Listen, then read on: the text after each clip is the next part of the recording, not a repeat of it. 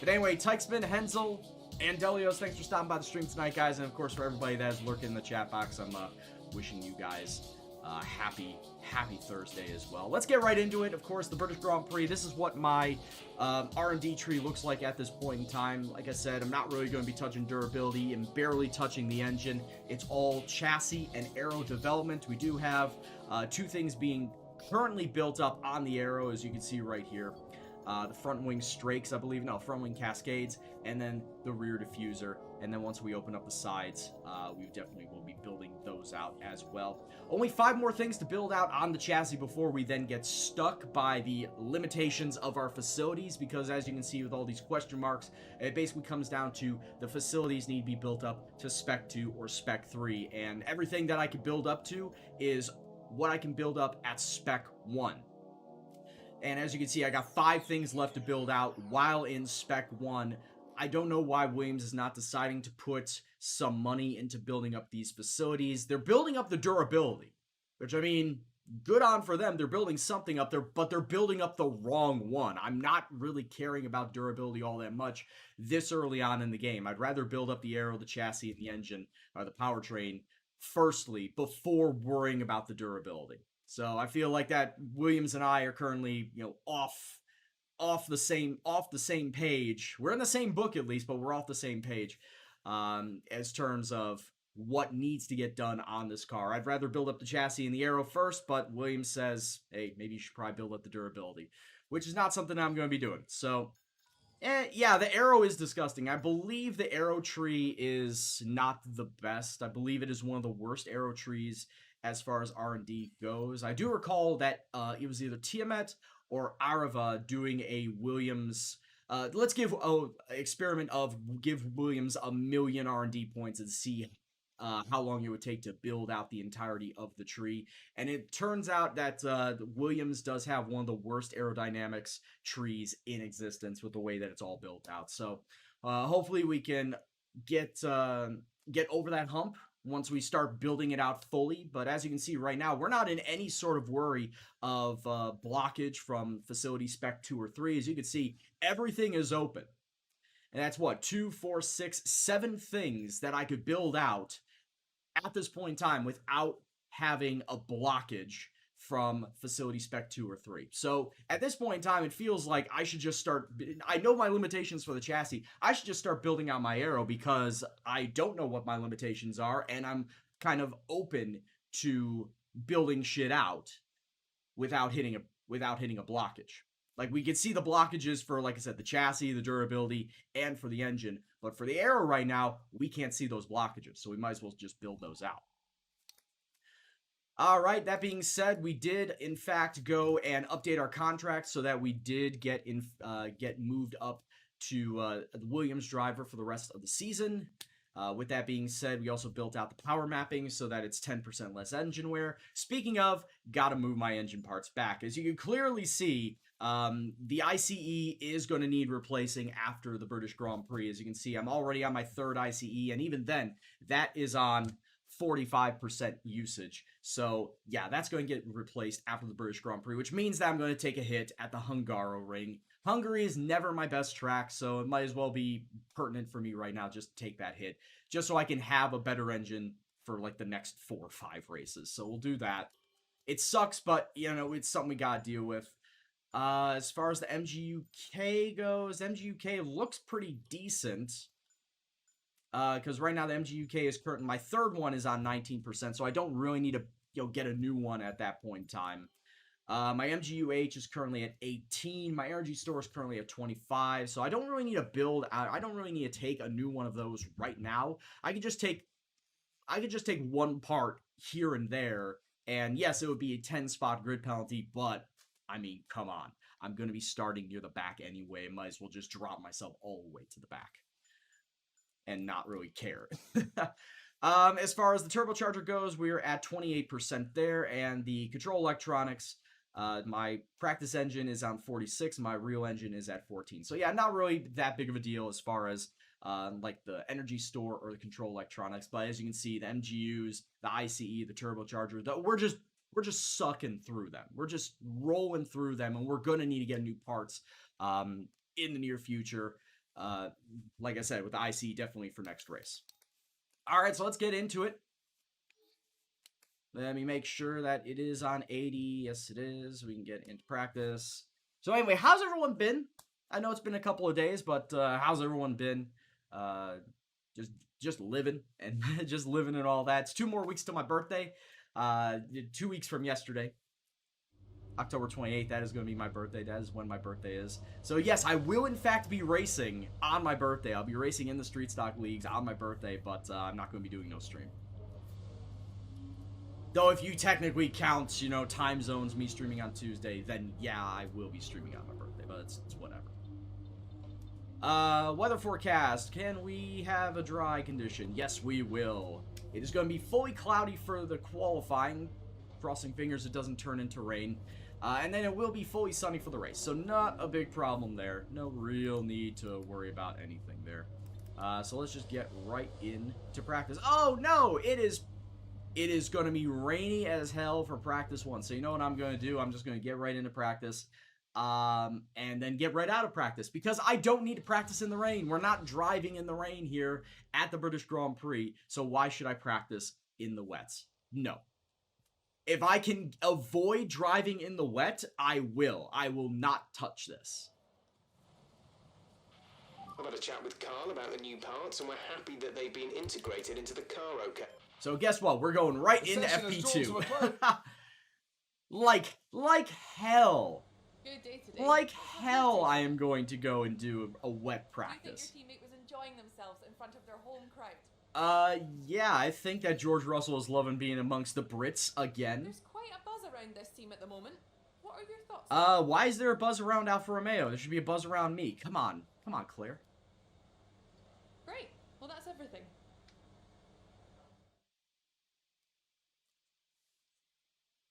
Claire coming up with, I don't know, rando-ass questions that, don't really deserve a answer, but it's whatever. Yeah, good day today? Yeah, I didn't practice, but thanks anyway. Oop, did not mean to do that. Alright, let's get back in FP2. Yeah, good day today. Yes, I just sat and watched the rain. Why did you do that? Because fuck the rain. I hate driving in the rain. Me and my homies all hate the rain. That's pretty much what it is, man. That's pretty much what it is. I despise driving in it. Alright, let's get back out there. Let's actually do some practice. But yeah, it's like British Grand Prix. I'm glad that there's no rain to it. I like driving this track. I like driving this track a lot. Yeah, it's in my top 5 for a reason. Yeah, I hate the rain, but the Williams car loves it. I don't know why. I think all the times that I keep calling it a boat, it's decided to take on that life.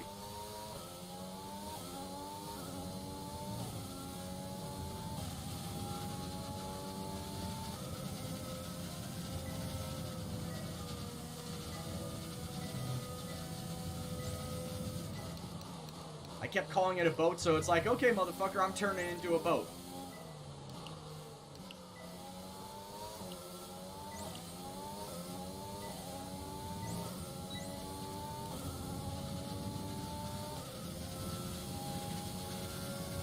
And of course the...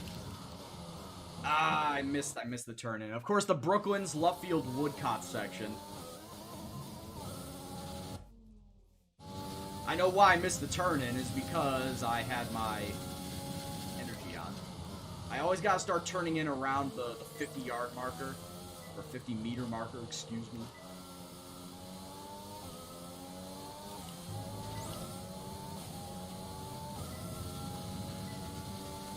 The yards are imperial, not metric.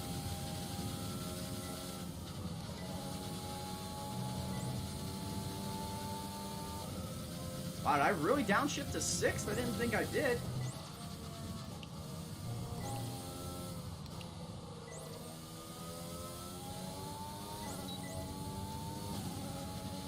Maggots, Beckett's, Chapel, Hanger Straight. In rapid succession.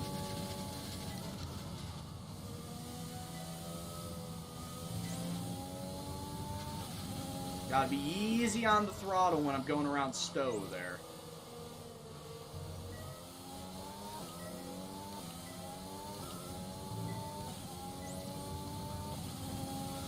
was able to beat it first time. All right, great. But yeah, that Stowe corner at the end of Hanger Straight, I always love to overshoot it. Like I come in hot as it is, but then I downshift down to 6th, but sometimes I just don't brake enough and just keep going and sailing wide. Just start pushing outside to the edge of Stowe corner.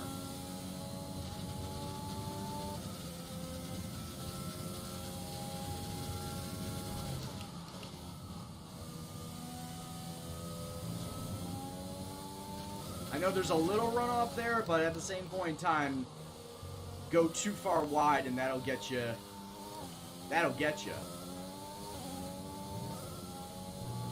Ding you with a warning.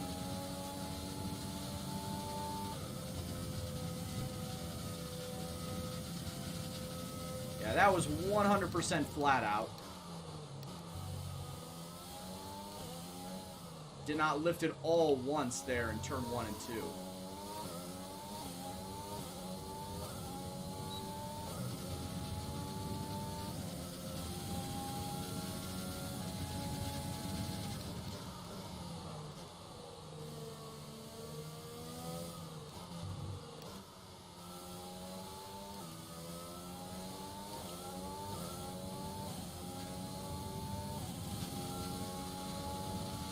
Very easy with the turns, and probably saw the line going down as I was going into Brooklands, because of course I was braking as I was turning. I see it drop down a little bit more here.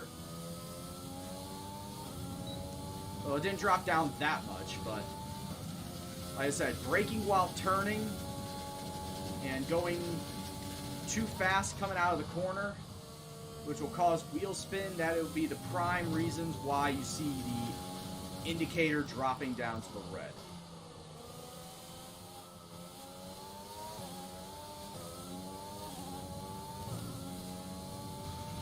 Program complete. Perfect. Ah, man, oh man, oh man. So, Tykesman, there's not any Thursday night football tonight because of all the COVID-related stuff that happened last week. So, I'm sorry, you can't give me any updates tonight. I'm sorry that there's no American football to watch. Everything will be happening Sunday and Monday. And also, as an update to my fantasy team, I still have not had any of those trades that I wanted to have go through. So, I've not yet been able to get Kyler Murray. I have not yet been able to unsaddle myself from Drew Brees. You got in Justin Herbert? Good idea.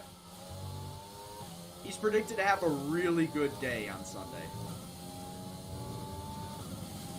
But then again, he's been off to a very, very hot start. Doesn't matter who he's been facing.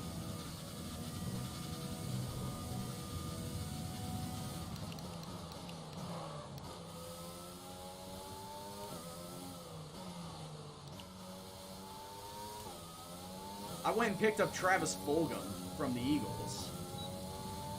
I know picking up Travis Fulgham might just be, because he had a one-week wonder game as he did this past week. But when you take a look at his matchups, outside of this upcoming week versus the Ravens, and then the bye week, I think in week 10, he's got some pretty easy matchups. The Eagles actually have some pretty easy matchups that he could slot into. So I basically picked him up as a futures bet.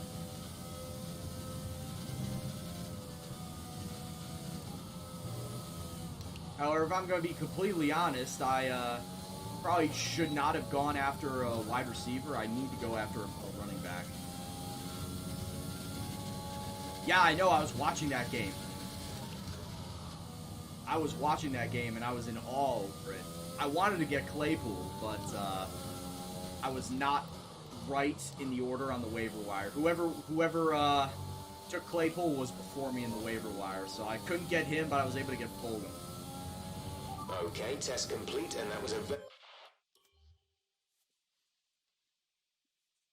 But here's the thing, with both Fulgham and Claypool, it's all about luck.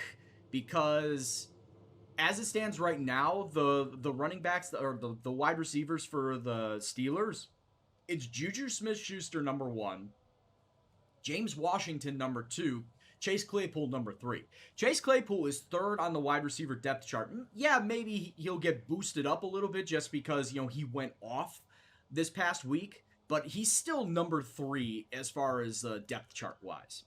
And it's kind of the same deal with Travis Fulgham. Travis Fulgham, the whole reason why he went off was because the 2 wide receivers in front of him, which I believe was Arcega Whiteside and Alshon Jeffrey, were both out with injury. So Travis Fulgham kind of got lifted up into that pseudo wide receiver 1, I think he was wide receiver 2 role going into the match.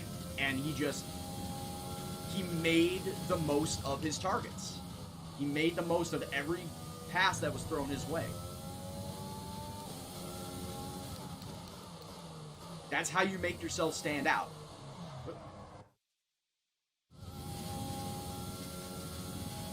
Herbert's on a bye? Okay. Well, at the very least, you got him for the rest of the season. And with the way the Chargers are playing defense, you know that Herbert's going to have to throw the ball quite a bit this season. Chargers really don't have a good defense. It's almost the same thing with me and having Gardner Minshew of Jacksonville. Jacksonville does not have a good defense, so you know that the Jags are going to throw it every game. They're going to be throwing it a lot every game.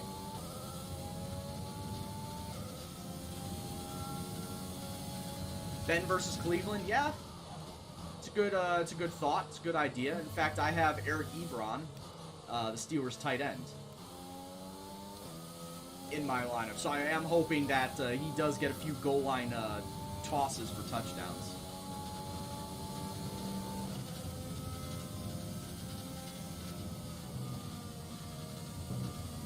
Yeah, now that I think about it, Chase Claypool versus the Browns, oh god. I should have hoped to have gotten him. But like I said, it was all down to the nature of the waiver wire, and I had waiver claims for both Claypool and Fulgham. I just couldn't get them both.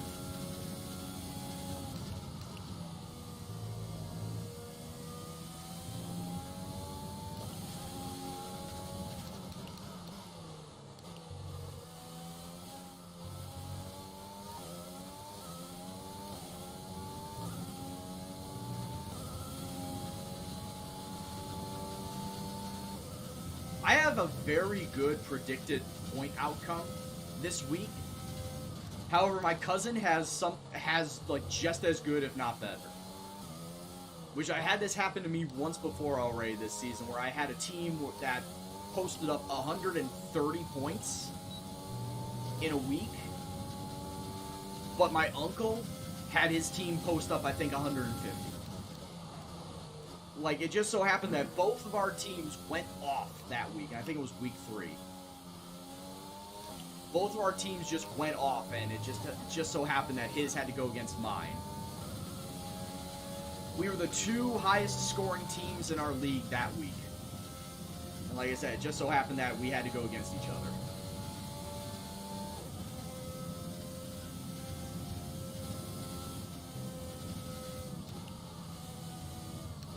I don't think my team has actually scored below 100 this year.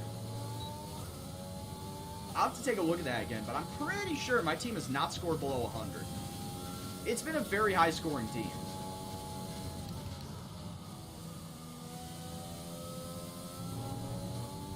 Oh, really? You have Julio and Jonnu Smith.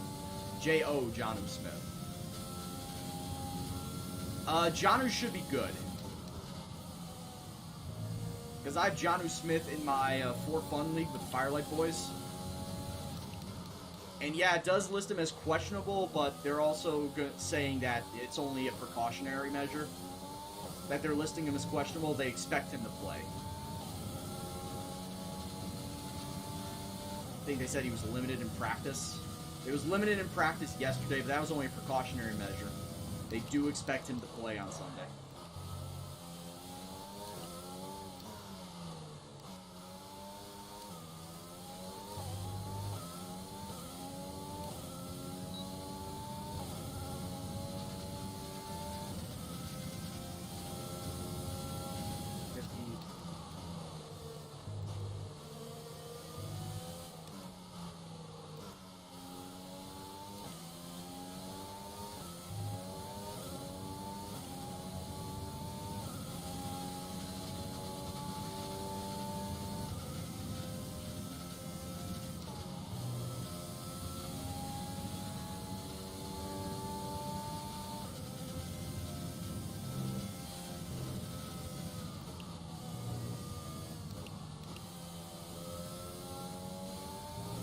brought in Julio Jones because you got Matt Ryan.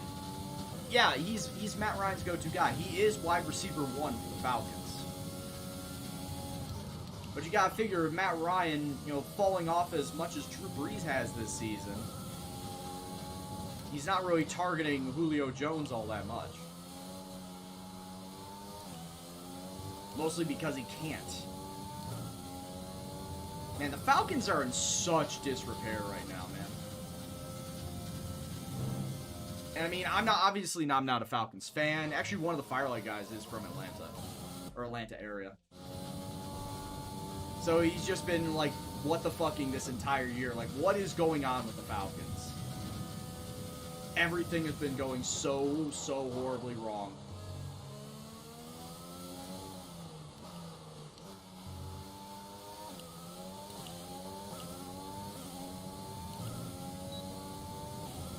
It's the whiplash of losing after being up 28-3 in the Super Bowl. That's all it is.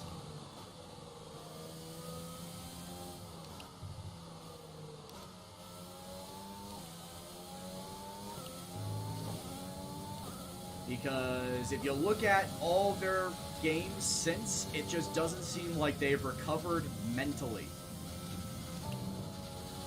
Losing the way they did in the Super Bowl.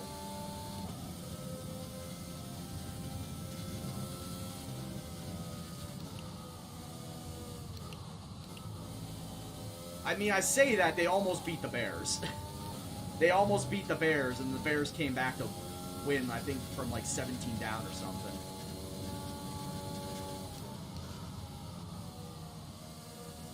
That was such a shithouse game, I'm not even gonna lie. And of course, that was when Nick Foles got the start, too. Or not the start, but when he came in to relieve Trubisky. That was such a shithouse game. I loved every second of it.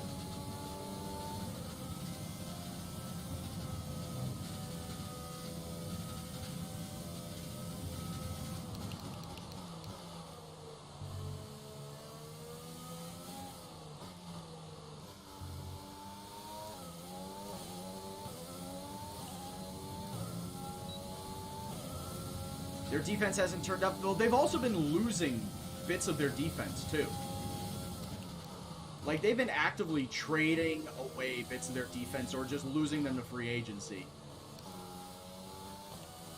So that defense from the Super Bowl appearance team is not the same defense they have now. They've been getting rid of pieces, and they've not been able to replace what they've lost, quality-wise.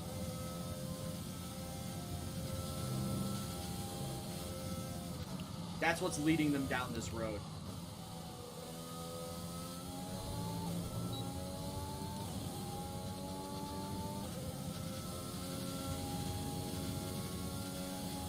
Oh, don't drink and drive, kids.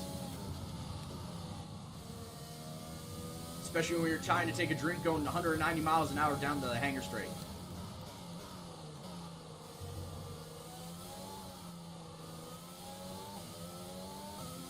Brady or Rodgers? Dude, I'd have to say Rodgers, man. Program complete. Has to be. Job well done. The Buccaneers defense is worse than the Packers defense. So I think that we're gonna see a decently high scoring affair, but Rodgers still has it. I mean, he's got more options. He has more options than what Tom Brady does. So I'm going to give the edge to the Packers. I know it sucks coming from a Bears fan, but I'm a logical Bears fan. I'm a Bears fan that actually thinks. And is not just a big dumb meatball. Devontae Adams coming back. Yeah, that's the icing on the cake. That's his number one guy. And if he's out there on the field, you know Rodgers is going to look his way more so than anything.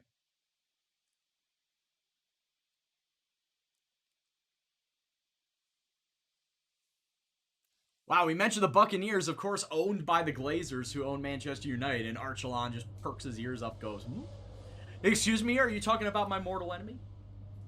Yeah, it's, I'm so glad that the Bears were able to beat the Bucks. I don't know how they shithouse to win. It just seems like every single game that the Bears have played this season, it has been a shithouse game. It really has been. They've not really put it all together offensively. Their defense is spotty. Where I thought they had a decent run defense, but we saw that in the Buccaneers game. We saw that in the Colts game. That the run defense isn't even all that great. What's going to happen with Mike Davis again in the Carolina Panthers? They're probably going to give up like at least 100 yards rushing. So, yeah, I think that it is going to be... And Teddy Bridgewater, too. Of course, Teddy Bridgewater is the quarterback for the Panthers now. And, of course, he's a mobile quarterback.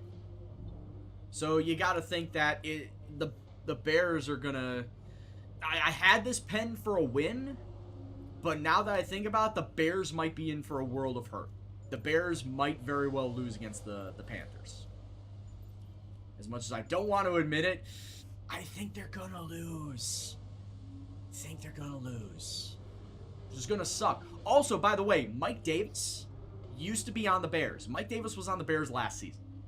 He didn't really get used. I think he was like second or third string running back. No, he was third string because it was David Montgomery, Tariq Cohen, Mike Davis. So yeah, Mike Davis was on the Bears. Didn't really get used all that much. Goes to Carolina, and now he's blowing up because, you know, Christian McCaffrey is out injured for the whole season. Mike Davis blowing up on that offense. Breaking out. Good times. Not for the Bears. Also, fun fact, Raheem Mostert. Raheem Mostert, who's out on the 49ers, he was on the Bears too in year 2016-2017. Didn't really get a lot of play time. In fact, I think he played for the Bears, I think 2 or 3 games back in 2016-2017, and then the Bears cut him. 49ers picking him up, and then boom, he's blowing up in the 49ers offense. When he's healthy. So the Bears are just bad. A team that is known for run-first offense. Historically, the Bears have been a run-first offense. They all of a sudden suck at identifying running backs. Jordan Howard was good. Then they picked up David Montgomery and then sent Jordan Howard packing.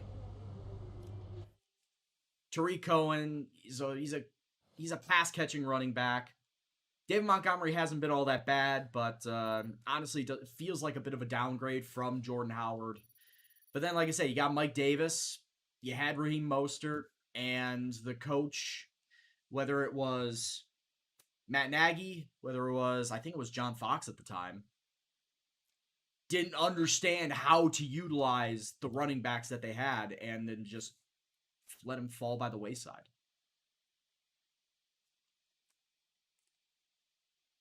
Genius, yeah, you can find the setups right there. What they were just linked. So, thank you very much, Tyson. Yeah, a win is a win. And at this point in time, I'll take the wins. But I think this is just prolonging the inevitable. Like, the Bears are not a good team. If they somehow make the playoffs, they're going to get exposed. They're going to get blown up in the playoffs. If the Bears make the playoffs, it'll be wild card at best. And I personally think that they're not going to go very far. It just doesn't seem like it. And the old adage is you're as good as your record is. But if you're 4-1 right now and you ultimately end the season 8-8, you can't really look back at the time you were 4-1 and say, oh, that's a good team. No, that just means that you were lucky. That you were lucky to be 4-1 at that point in time. And I think the Bears right now are lucky to be 4-1. Without a doubt, the Bears are lucky to be 4-1. I had them pegged to be 3-2. I had them losing. Actually, I had them losing not just to the Bucks. I had them losing to the Falcons. But they didn't lose to either one of them and end up losing to the Colts, which is like out of left field. I didn't think the Colts were that good or even that decent. Okay, I know you're eager to get out there, but I'm going to need you to be patient for a few minutes. There's a lubrication setup. The car is not lubed correctly. This car needs better lube.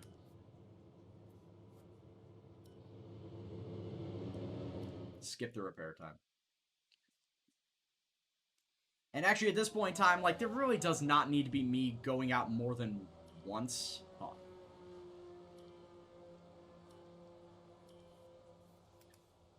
Because we all know that it's going to be me sitting down here, like, no higher than 17th. So I think I'll just go out once.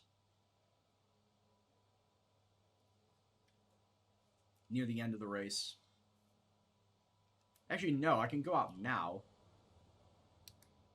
Let me get a little more fuel in my tank. Instead of 2.6, we'll go 3.6. And I'll just run 2 laps.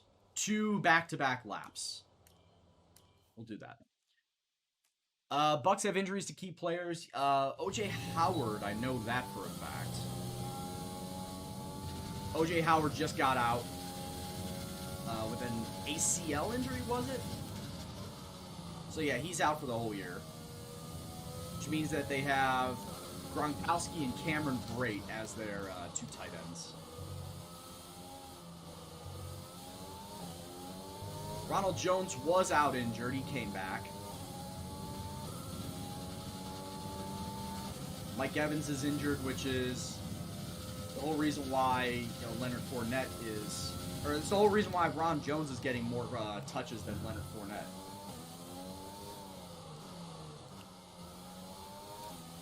Because Fournette also has an injury problem.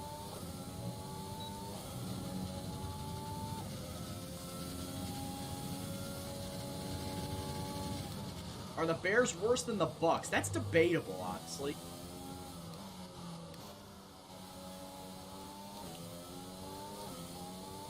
Because in some instances they are, but others they're not. I think the Bears and the Bucks are kind of level.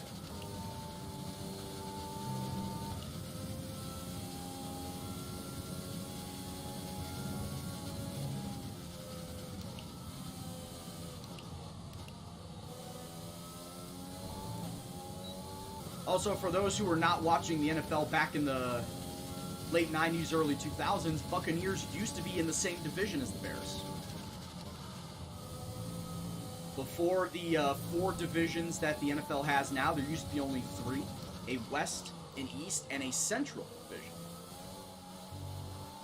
And the NFC Central division used to be all the teams that are in the current NFC North, so the Bears, the Packers, the Vikings, and the Lions.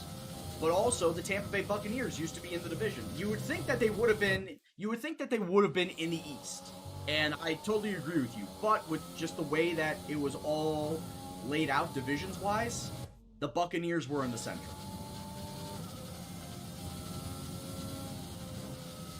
I'm sure you would have thought that, oh hey, it would have been better for like someone like the Cowboys to be in the Central division. Because, of course, they are technically Central time zone.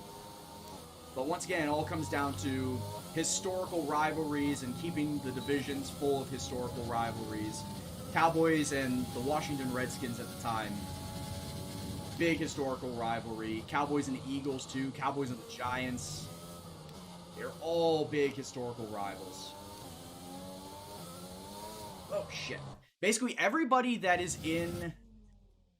Hell, like, there are several divisions where everybody in the division is a rival and has been a historical rival with each other. Like, technically, everybody in the NFC North is a rival with each other. Bears, Packers, Bears, Lions, Bears, Vikings, Lions, Vikings, Lions, Packers. All have been rivals to each other at one point in time, even kind of still are.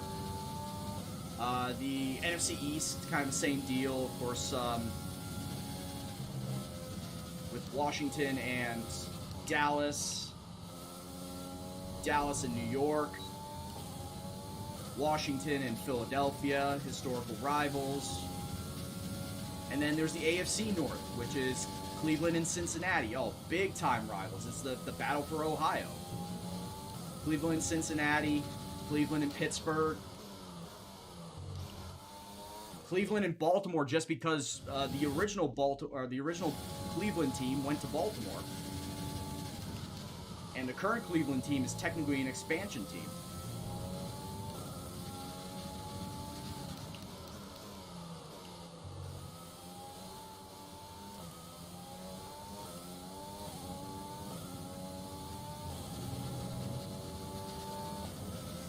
Yeah, in all honesty, the original Cleveland team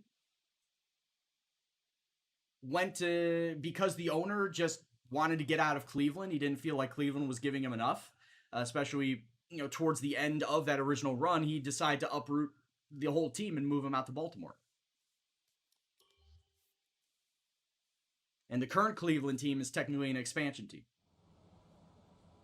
I always wonder why both New York teams aren't in the same divisions, because the New York Giants started in the NFL and the New York Jets started in the old AFL, the rival football league to the NFL. Original AFL teams, the New York Jets, the Oakland Raiders, Kansas City Chiefs, Denver Broncos, San Diego Chargers, all these teams that you're seeing in the AFC, the American Football Conference, all got their start in the AFL. And when they merged in with the NFL, that's when they decided to institute the two conferences, the NFC and the AFC. And basically pretty much every AFC team was an original AFL team, with the exception of like three or four teams. Every single AFL team or AFC team today was part of the rival AFL.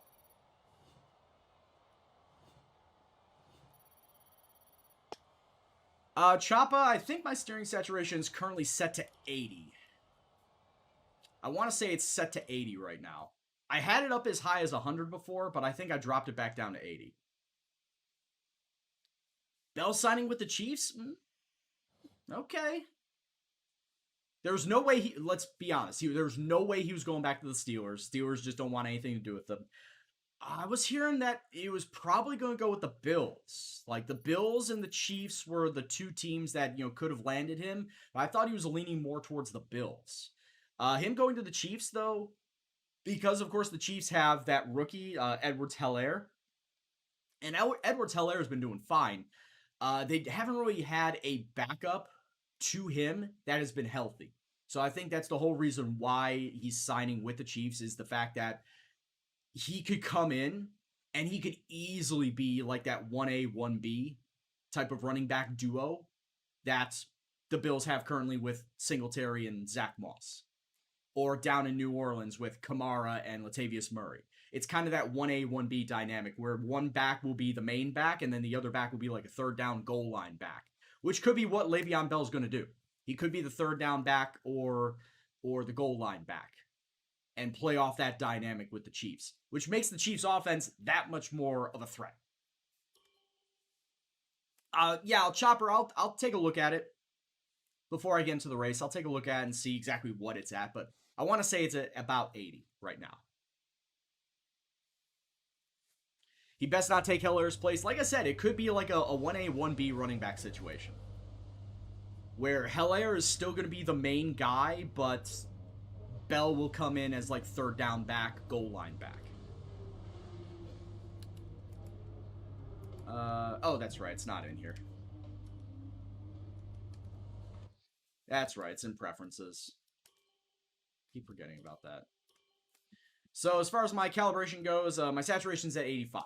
When I was playing on my Logitech G29, before, I currently have a G923, as you can see.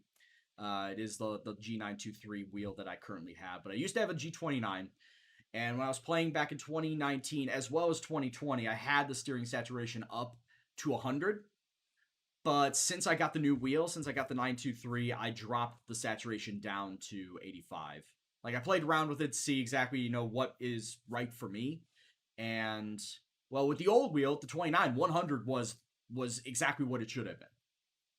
To me, that's what exactly it should have been, because it was 1-to-1 with how my wheel was.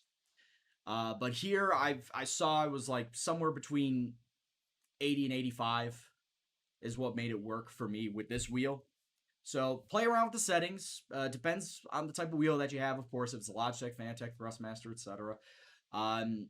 But yeah, I would think that if you're going to try and go with a wheel and want to get within a 1-to-1 ratio of my movement is exactly where the wheel is going to move in the game, it's going to be between 80 and 100. I feel that between 80 and 100, that's going to get you the closest to the 1-to-1 movement. You're on a 923 as well? Okay, so yeah, I would say 80, 85, no more than 90. Because 100 was, it felt understeery. Going all the way to 100 in a 923, there was too much understeer. So that obviously just throw that out the window is never going to work. So I just kept playing with it, just pushing it down, and I came to 85, and 85 works fine. There's no oversteer, there's no understeer. It's pretty much a 1-to-1. So that's what I got. Hope that helps you out. Hope that may correct any problems that you may have had with your wheel. All right, so we're coming up to the race. There is no weather, thank the Lord. It is all going to be bright and sunny, but I am going to be starting. I think I was going to be starting in 19th. I think when I checked it, I'm starting in 19th. So, yay, another Williams start from the back. You hate to see it. Yeah, no worries, Chopper. Like I said, hope it helps.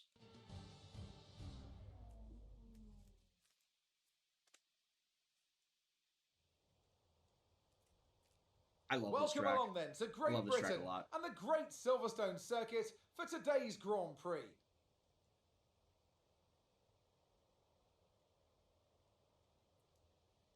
Are you going to continue, my man?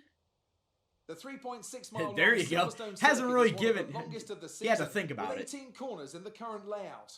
With average lap speeds reaching around 145 miles per hour, it's also one of the quickest tracks of the year.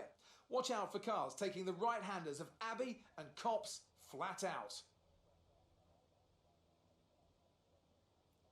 Off the back of a fantastic qualifying session, let's take a look and see. It's time to see how our starting grid looks for today's race. Valtteri Bottas lines up on pole position. Of course! It's Lewis Hamilton of course it's the Mercedes Moving boys. on to the rest of the grid, we have Leclerc, Vettel, Max Verstappen and Albon, Stroll, Perez, Ricciardo and Carlos Sainz, Norris, Gasly, Daniel Kvyat and Raikkonen, Russell, Magnussen, Russell starting 15th, good for him. Antonio Giovinazzi. And I'm actually going to be starting it last. Grosjean beat me at the very end. Yeah, genius. Unless you are downloading individual setups from the Steam Workshop, which is the only way that you can download them and get them right into the game, then no, you're going to have to go individually, one by one, switching out everything for each individual track. I mean, you could just go into time trial at the whatever track, just sit at that one track and just go knock one out, save it for Australia, knock another one out, save for Bahrain, knock it out, all the way down the line. Yeah, that's going to be time consuming. It took me about an hour just to get all of them loaded in. But yeah, you're going to have to write them in each individual one by hand and then save them individually going down the list. And like I said, that's how you're going to do it unless you go on the Steam Workshop, because people set up various setups all the time on Steam Workshop. You can just download it from there. But if you want to use Sarantia's, you're going to have to type them in. I am not going to get lapped 12 times, Aiden. If at most, I'll get lapped once. Difficulty Veritech is 95. I know I'm going to get lapped once. At most, I'll get lapped once. So, Bottas and Hamilton starting on the medium tires as they do. Everyone else, I think, is going to start on the softs. So, I just need to go and figure out what my strategy is going to be. So, it says that my strategy is going to be default 11 on the soft and then 15 on the medium, the rest of the way on the medium. Or I can go one lap later and save 4 whole seconds. I can go one lap later and save 4 whole seconds on the soft tires. Why not? We'll go with it. At this point in time, Aiden, it really does not matter because I'm probably going to finish last. We could try it. We could try it. Absolutely, we could try it. But in all honesty, probably gonna finish last regardless. If I set it up like this, the medium soft, with going 15 laps on the mediums and then soft the rest of the way, I will be able to save almost 400ths of a second. 400ths. I'll drink to that. Will I catch anybody? Probably not. But we can give it a go. Oh, that's right. That's right. This game absolutely refuses to let me finish in last because somebody has DNF'd in every single race that I've raced so far this season. 11 races. and there's been at least one DNF, so I have not finished in last. Somehow, not finished in last.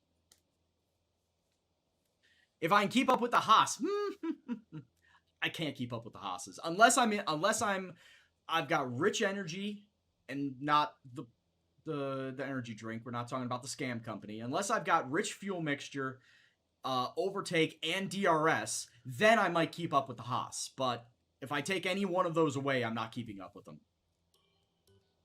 I've done this already.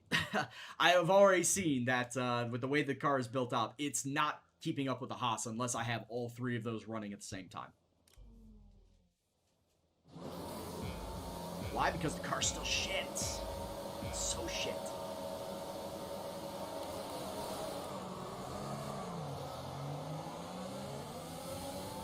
And also, by the way, I am going to be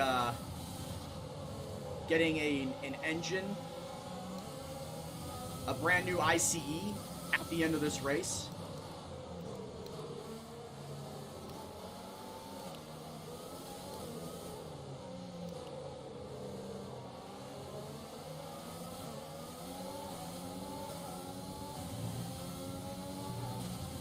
Because all three of my ICEs are now over 50%.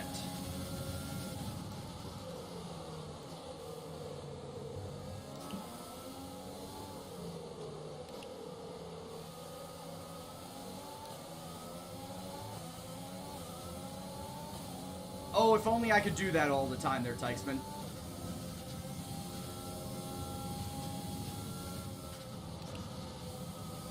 Wow, both of the Haas's are fighting in front of Giovinazzi there. Let them take each other out, just like they do in real life.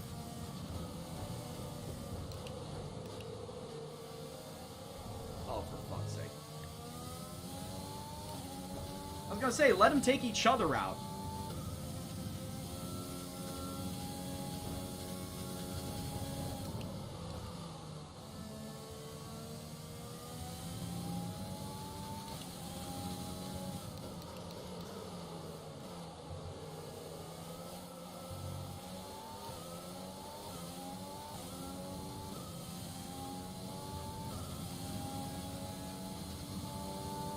And this is why whenever DRS comes available, I'm never in DRS zone, because I'm always too slow. The car is always too slow to stay within DRS range of somebody.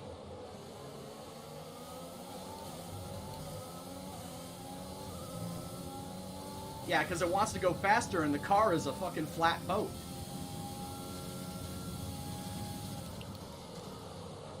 The car is built in such a way that it does not want to go fast. Which is why I'm trying to fix it with the chassis and the aero upgrades.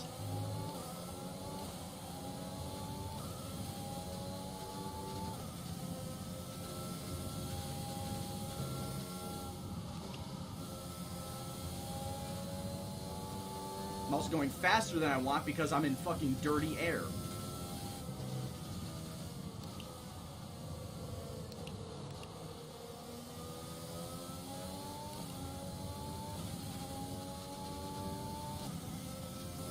Dirty air coming from Magnussen's derriere.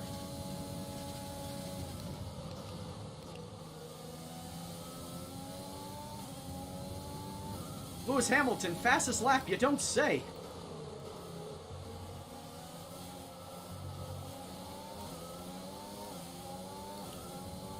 Lewis Hamilton, fastest lap, and things you already know. DRS will be enabled this lap. You can use it when within 1 second of the car ahead and in the DRS zone.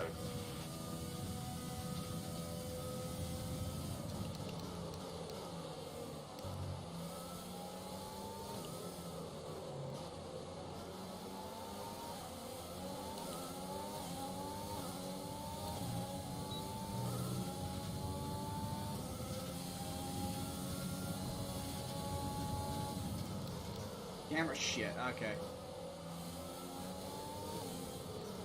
I'll fix it in a bit.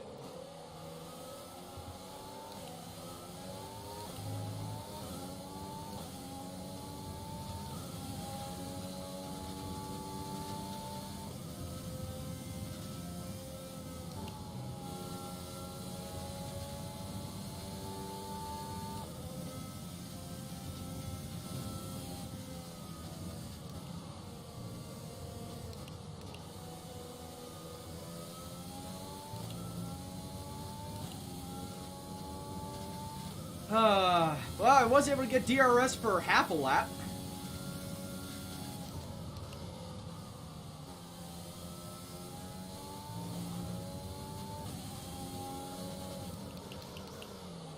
You know, that's an accomplishment, right?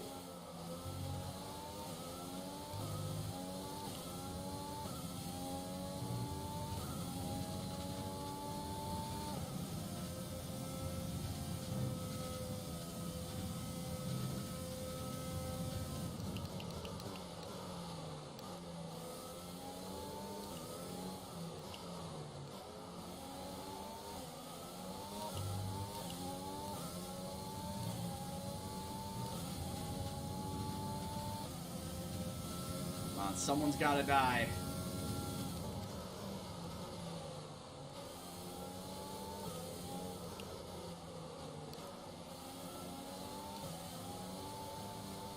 And that guy is me. That guy is apparently me. Cool, we're already on flashback number 1.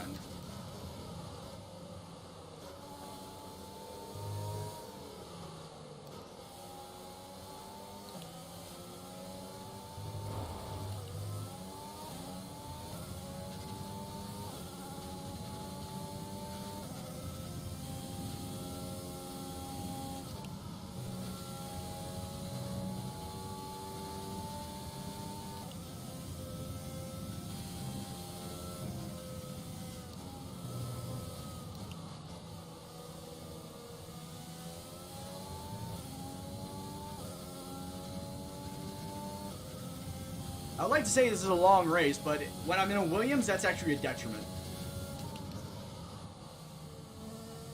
Like, oh, it's a long race, you can go and get your positions back? No, there isn't any positions for me to get back.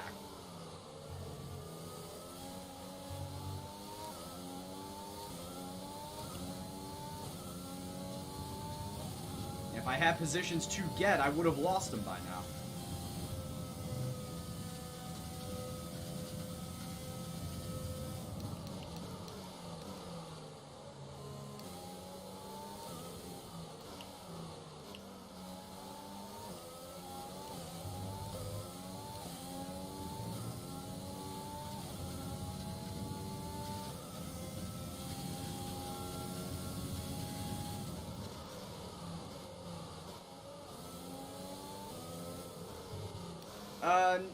Depends, really.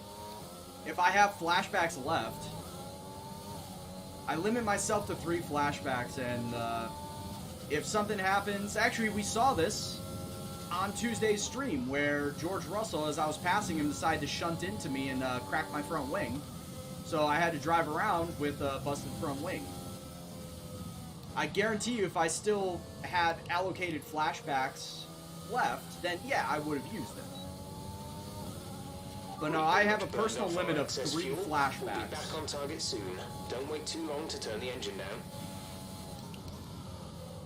And then after I use up those 3 flashbacks, it is pretty much drive how the pros drive. You spin out, you crack into something, you mess up your front wing, tough shit, you gotta drive it.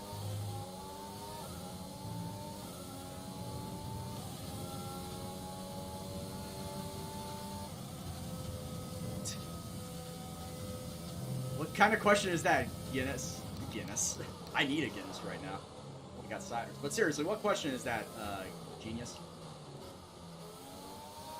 Maximum amount of seasons is 10 seasons.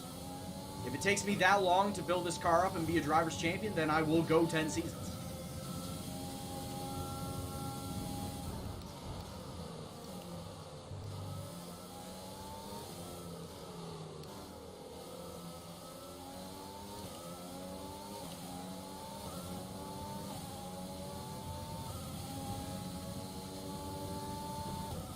So I have a very strong feeling around Season 5, maybe Season 6, will be about when this car will be competitive enough to start being consistently top 5. That is currently my hope with this save. Is that by Season 6, this car should be competitive enough.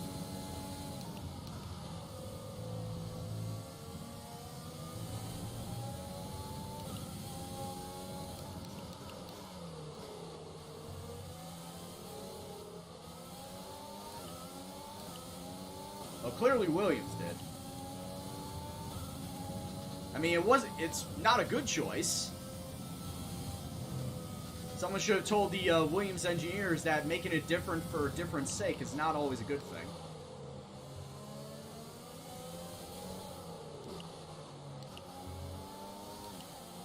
But I mean, it's not like it's a touch screen. You're not going to use it. It's just for your display.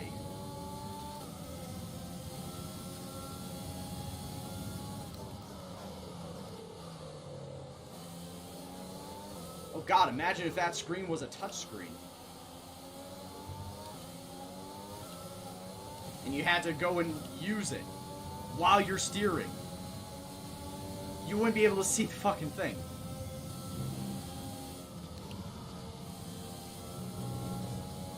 What, really? Okay, if I exceeded the track limits, then Magnussen exceeded the track limits. Because Magnussen went off further than me.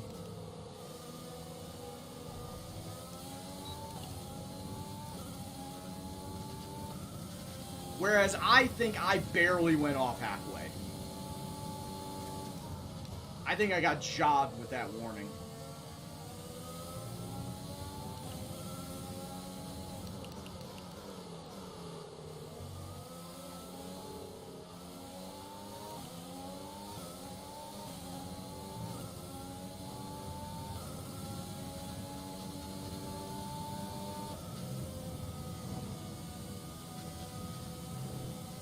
Yes, because I believe the Invitational is using the FOM car. It's using the My Team Career car. Which, I mean, I've heard Arva and Tiamat use that term, the FOM car. What does FOM stand for?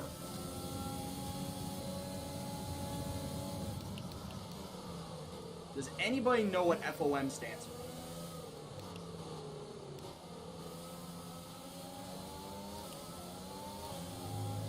Because I honestly couldn't find anything on it.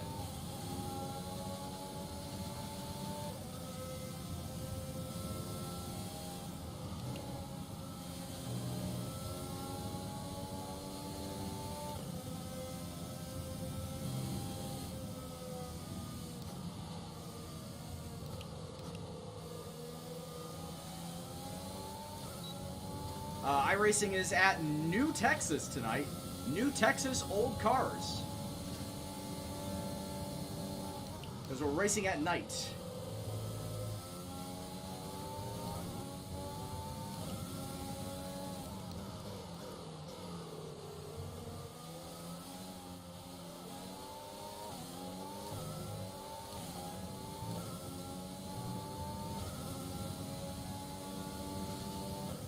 Yeah, Merman, it sucked. Like, he straight just cracked into the side of me as I was passing him. Well, once again, it's that AI. For whatever reason, the AI acts very defensive when you're trying to pass him.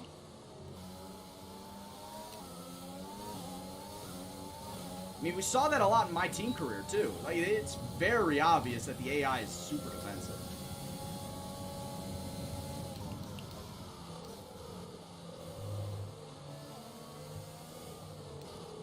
That stands for Formula One Management.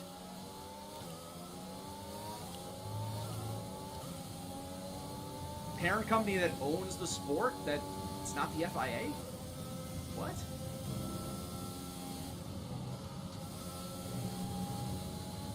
Okay, once again, I got jobbed by that because I did not go more than halfway over. I am seriously getting fucking pinched here. This game is pinching me. Because I'm not going halfway over, and yet it says, oh, I exceeded the track.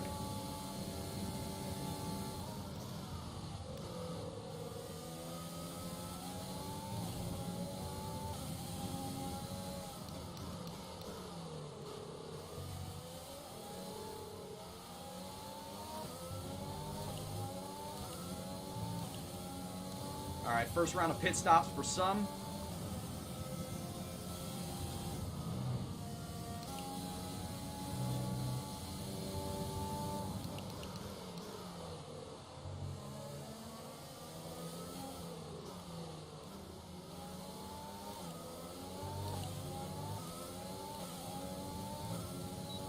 So it's basically just supposed to be a default car.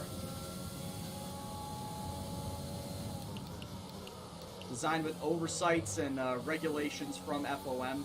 So like I said, it's supposed to be designed as a default car.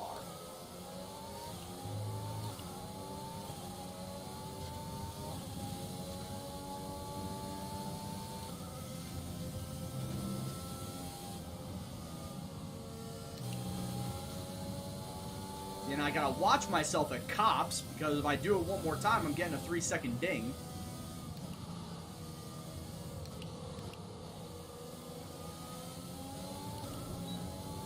If I get pinched one more time, I'm getting a fucking 3-second ding. I'm not happy about that.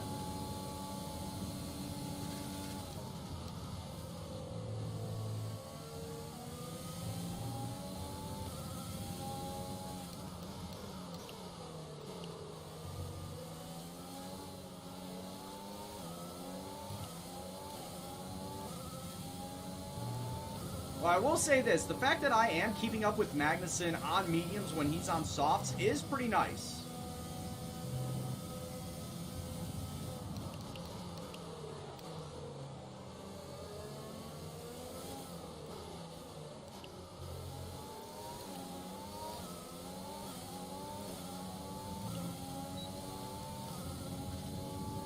Dude, I'm trying. I don't know if it's pretty obvious, but I'm trying. I'm getting caught in his dirty air, and I'm going faster than I expect to be going.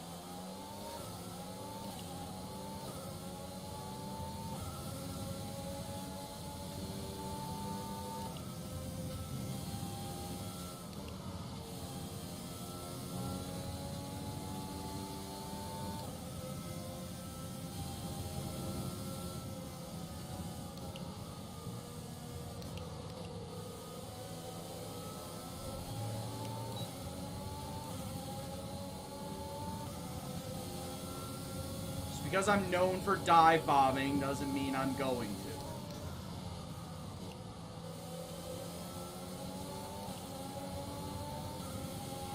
to. George is coming in for his stop.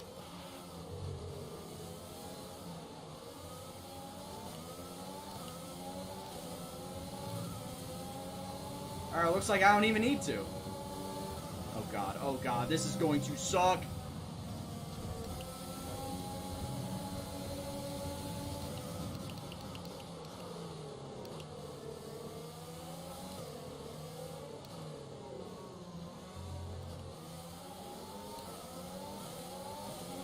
Power from the engine is going to be down slightly. It's showing some minor wear.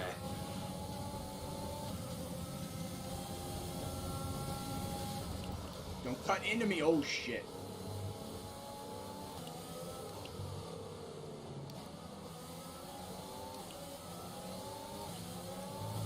Yeah, there's my ICE being over 50% and overheating.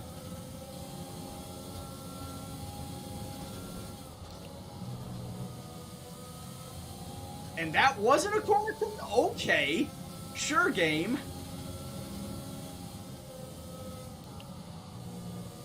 The game's just making shit up as it goes now.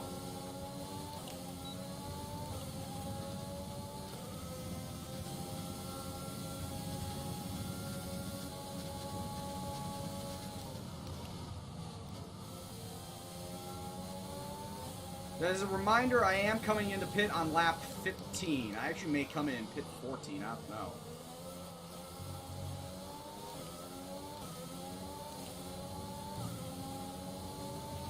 We're approaching the pit window. You'll be on the softs.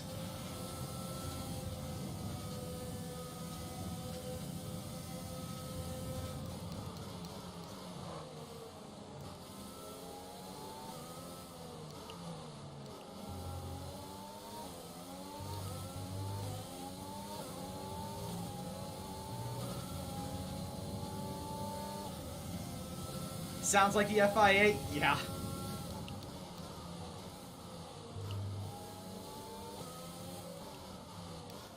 I remember the Senna documentary where it felt like the FIA was just making up rules to hinder him.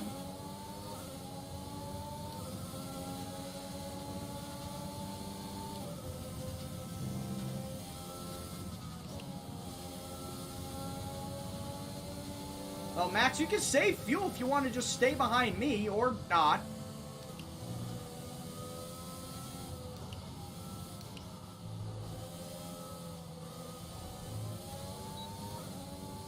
Max just did not want to have any part of that. Mix 2, fuel to mix 2. Max didn't want to deal with any part of that.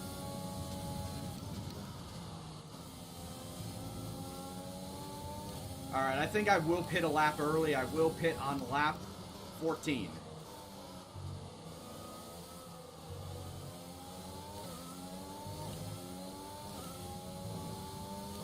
Given the fact that I'm actually doing well with my tire wear. Pitting this lap then. Come into the pits at the end of this lap. And the fact that I'm actually doing well with my tire wear, I think I can get an extra lap out of the softs.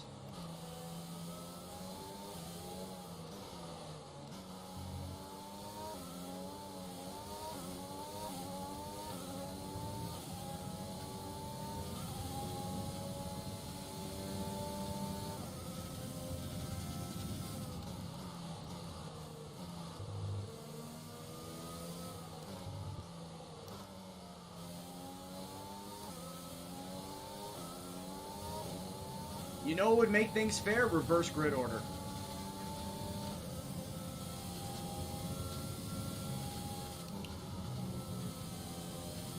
Top 10 reverse grid order. Everybody that makes it into Q3, whatever your qualifying time is, reverse grid order. So whoever qualified 10th place time, you start from the top of the grid. You start from the lead. I understand what fuel mix does, Skywalker. Thank you.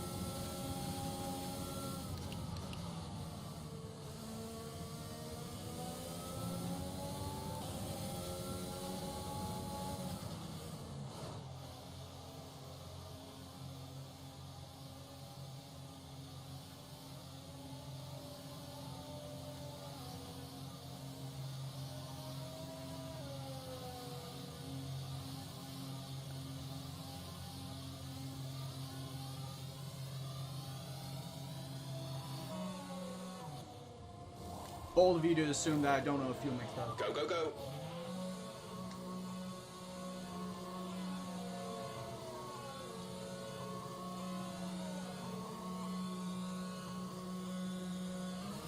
Okay, stay clear of the white line on the exit. We'll receive a penalty for dangerous driving if you cross over into the track. Alright, yeah, I'm down into last place. That was expected. But I am on the faster tires.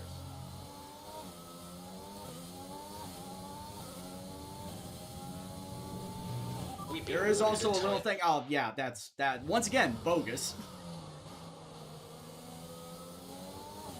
I was using the runoff area, which, excuse me, I thought that runoff area was okay to drive on and not get a penalty. So, cool game for saying that that was not the case. Once again, the game just is seemingly making shit up as it goes. I'm using the runoff area. Okay, let's review this. This is runoff area. This is all runoff area. That should not count as a penalty. But here I am. Yes, I am over halfway. It's runoff area. It's not like I'm driving through the grass. Every F1 driver does this. They use this runoff area. But the game is saying that this is illegal? It's illegal to use the runoff area?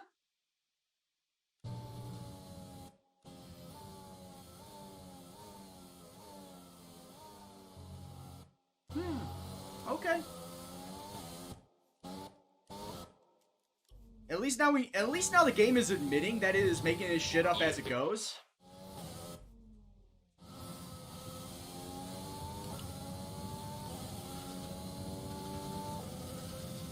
At least we know that the game is completely making shit up as it goes along.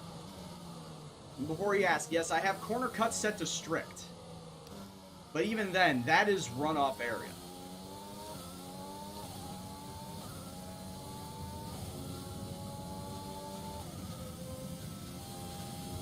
That is perfectly usable. Same thing here. Same thing here at cops. Like, if you go over that green section, then I would say, yeah, that's illegal.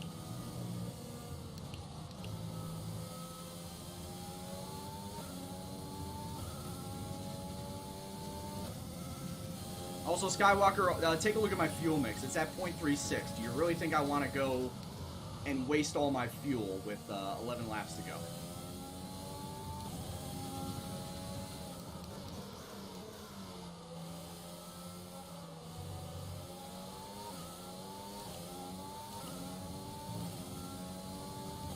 Even with the slowing down there at Club and at Arena / Aintree.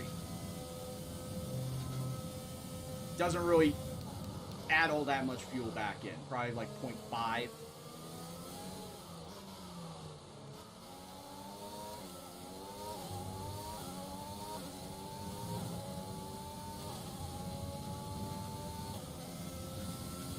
Yeah, now I'm already lower than what I was beforehand, so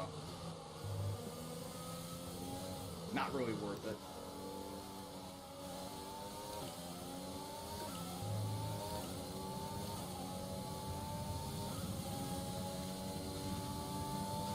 So I hope I humored you by showing you exactly what I knew was going to fucking happen by doing what you were telling me to do.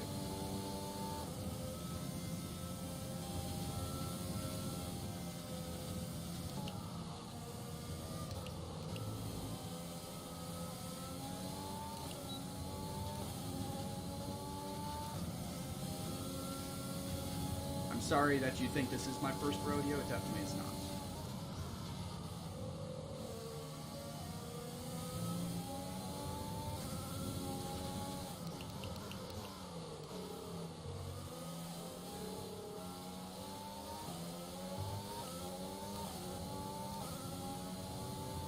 Also, bear in mind, I am also driving a Williams. I mean, it even says in the title. You probably saw that when you were coming in. So, Williams, not all that good of a car, especially first season. Quite the concept. Williams being shit. So, if you can just remain patient, it'd be more enjoyable for you, for me, and for everybody.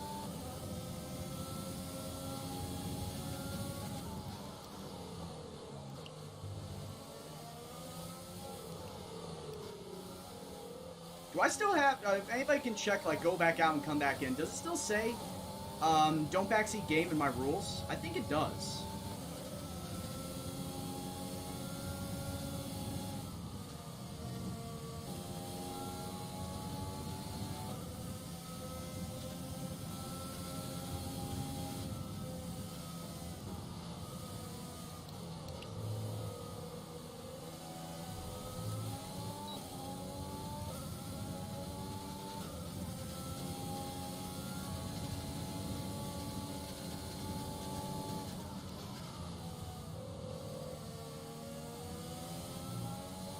Lance Stroll out of the session. Hey, this game does not want me finishing last.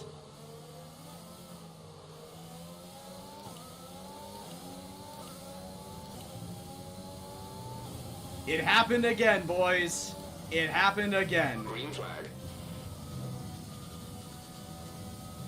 No flashbacks. I already had used up 2 of my flashbacks.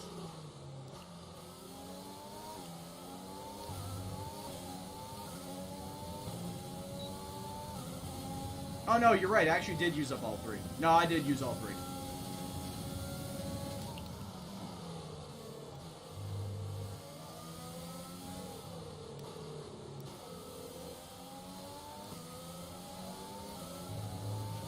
We've been awarded a time penalty. It will go against our finishing time at the end of the race. And, of course, I had to say that and get that fucking time penalty. But once again, like, Magnussen was going over the line, too. I'd be very surprised if he was not been getting dinged. I'll take a look at Race Director afterwards. Because I thought for certain he was getting dinged. Because he was been going over multiple times.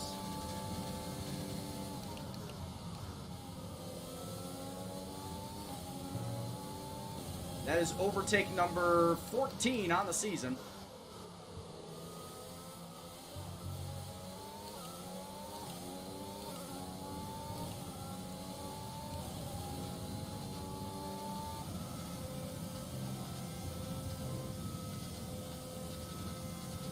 Now, if I want to finish 18th,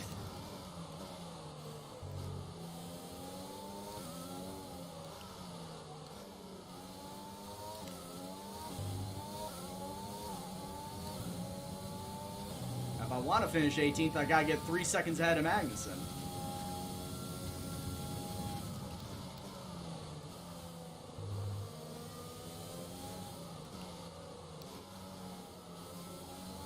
Highest I finished was 14th at the Dutch Grand Prix, surprisingly, and that was also the first time I made it to Q2 in qualifying.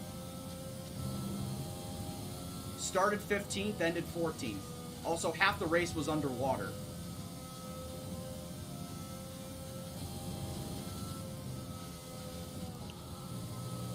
Which allowed me to actually keep my position, 14th, 15th, for a good portion of the race. We're not going to be able to run in this engine mode much longer. We're about a lap over target. Drop down to mix 2 soon. But most of my results have been like 17th to 19th. That 14th is the only outlier.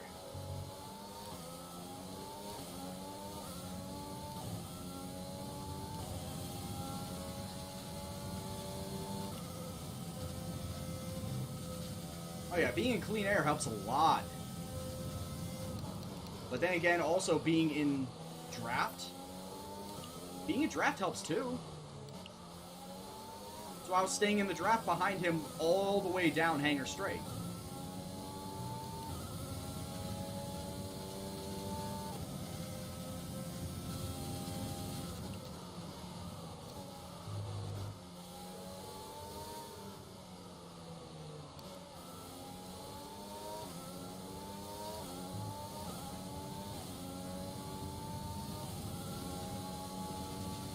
Slipstream, draft, it's two different terms for the same thing. Short answer, yes.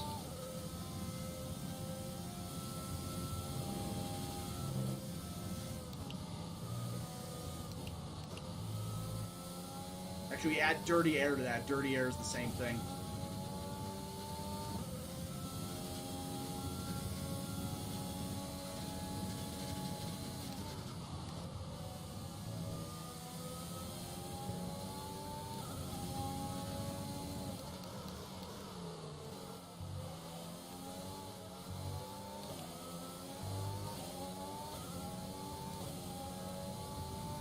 Draft is probably more of an American term. Oh shit, that was bad. That was a super corner cut, fortunately. Does not matter right now.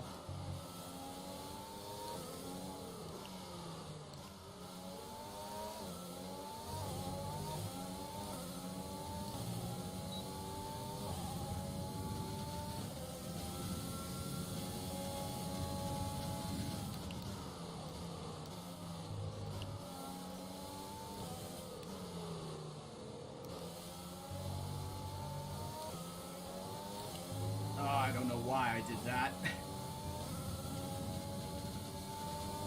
No idea why I tried to ride the inside of left field there. How slow is Magnussen? Well, pretty fucking slow. He's also on... I can't tell if he's on mediums or on hards right now. He's on mediums. But like I said, I'm on softs. Going by that original medium soft strategy you were talking about, Aiden. We have 5 laps of fuel remaining.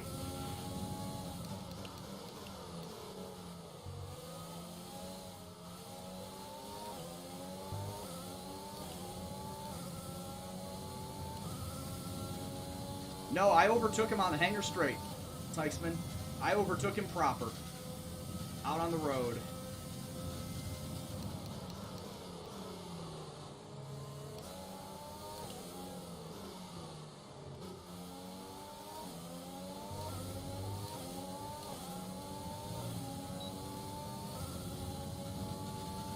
I thought I already had 13. I thought that would have been 14.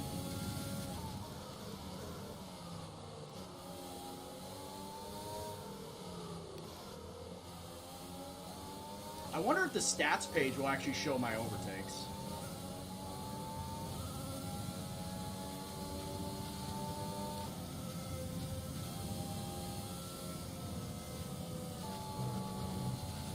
It's not cheating at all, genius. Make up the points value as I deem fit. But to answer your question, is because people were spamming it. So, feel that was to quell the spam, not to get rid of it entirely. Oh, it's not the case at all. I'm not meaning to get rid of it entirely. If I figured 2,000 would cut down on the spam.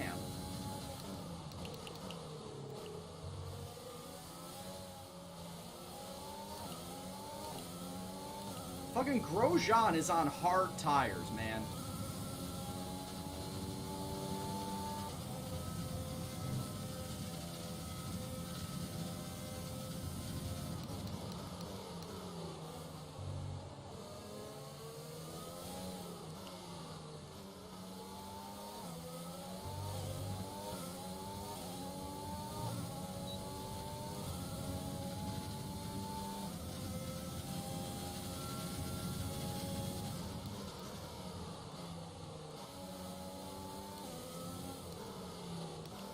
I'm gonna guess about 25, maybe 30%.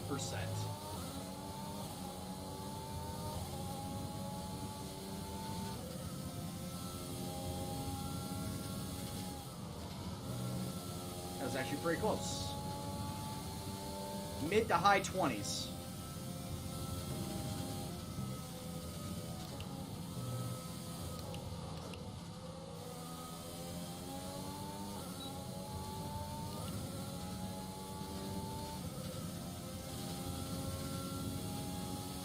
But coming to the line with 3 laps to go, and I'm noticing Magnussen is starting to slowly creep laps back. of fuel remaining.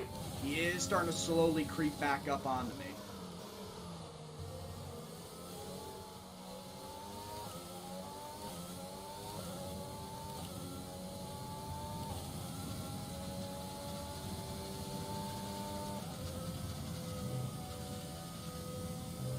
Oh, why did I do that? Shit. That was dangerous what I did there. Bottas is out of the session. Hot damn, I'm not finishing lower than 18th.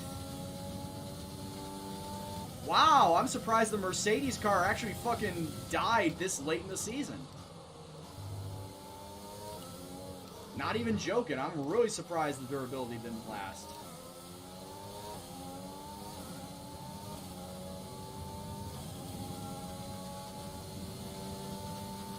Oh, that's pretty obvious, Aiden. I've seen it.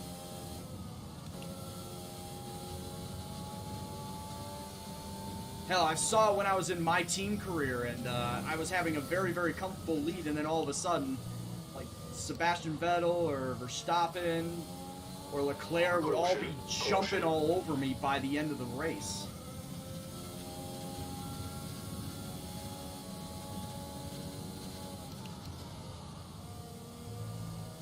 You mean aside from Max Verstappen?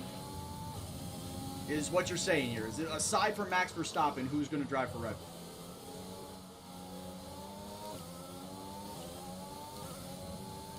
I don't think it's going to be Albon.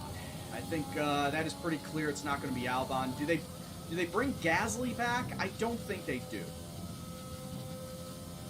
Big question is, would they bring Gasly back up? I think Gasly's doing fine without the tower. He probably wants to just stay there.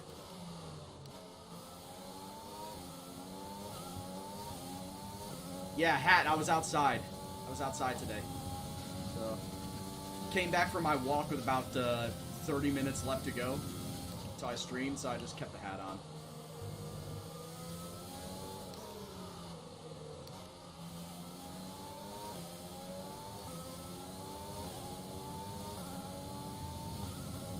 Albon is currently driving for his seat. I think that is pretty much clear right now. He's driving for his seat. I would think that if he won at Austria at the very start of this year, I would think that that seat would have automatically been his. But because Hamilton had to do Albon dirty the way he did, that's what's put Albon into the situation where he is. Absolutely, both Haas drivers are going to be dropped. I think one of the F2 drivers are going to be coming up and taking this spot. There's only one lap Either of fuel Mick, remaining. though Mick is probably leaning towards Alfa Romeo, but then there's also Callum Ilott, who could very well be coming on in.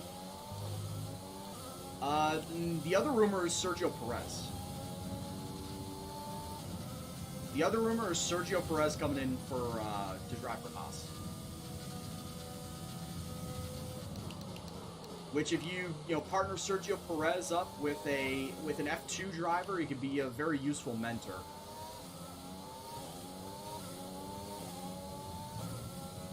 Has that been confirmed? I know that was the rumor going around that it was going to be Ilott and Mick coming on up, but did not really know who's going to be driving for which team.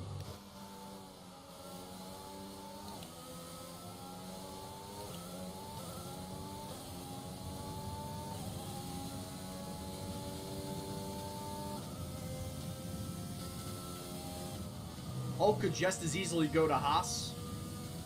If Perez doesn't go to Haas, Hulk could easily go to Haas.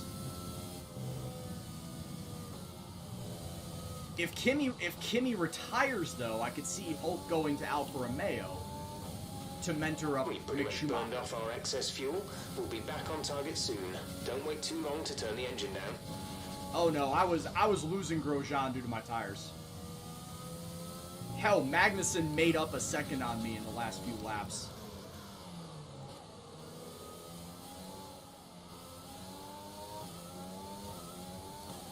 All came down to me wearing out my tires. But I finish in All right, 17th. race over. Take care of the car. That's on not the bad. way. Not bad for a Williams.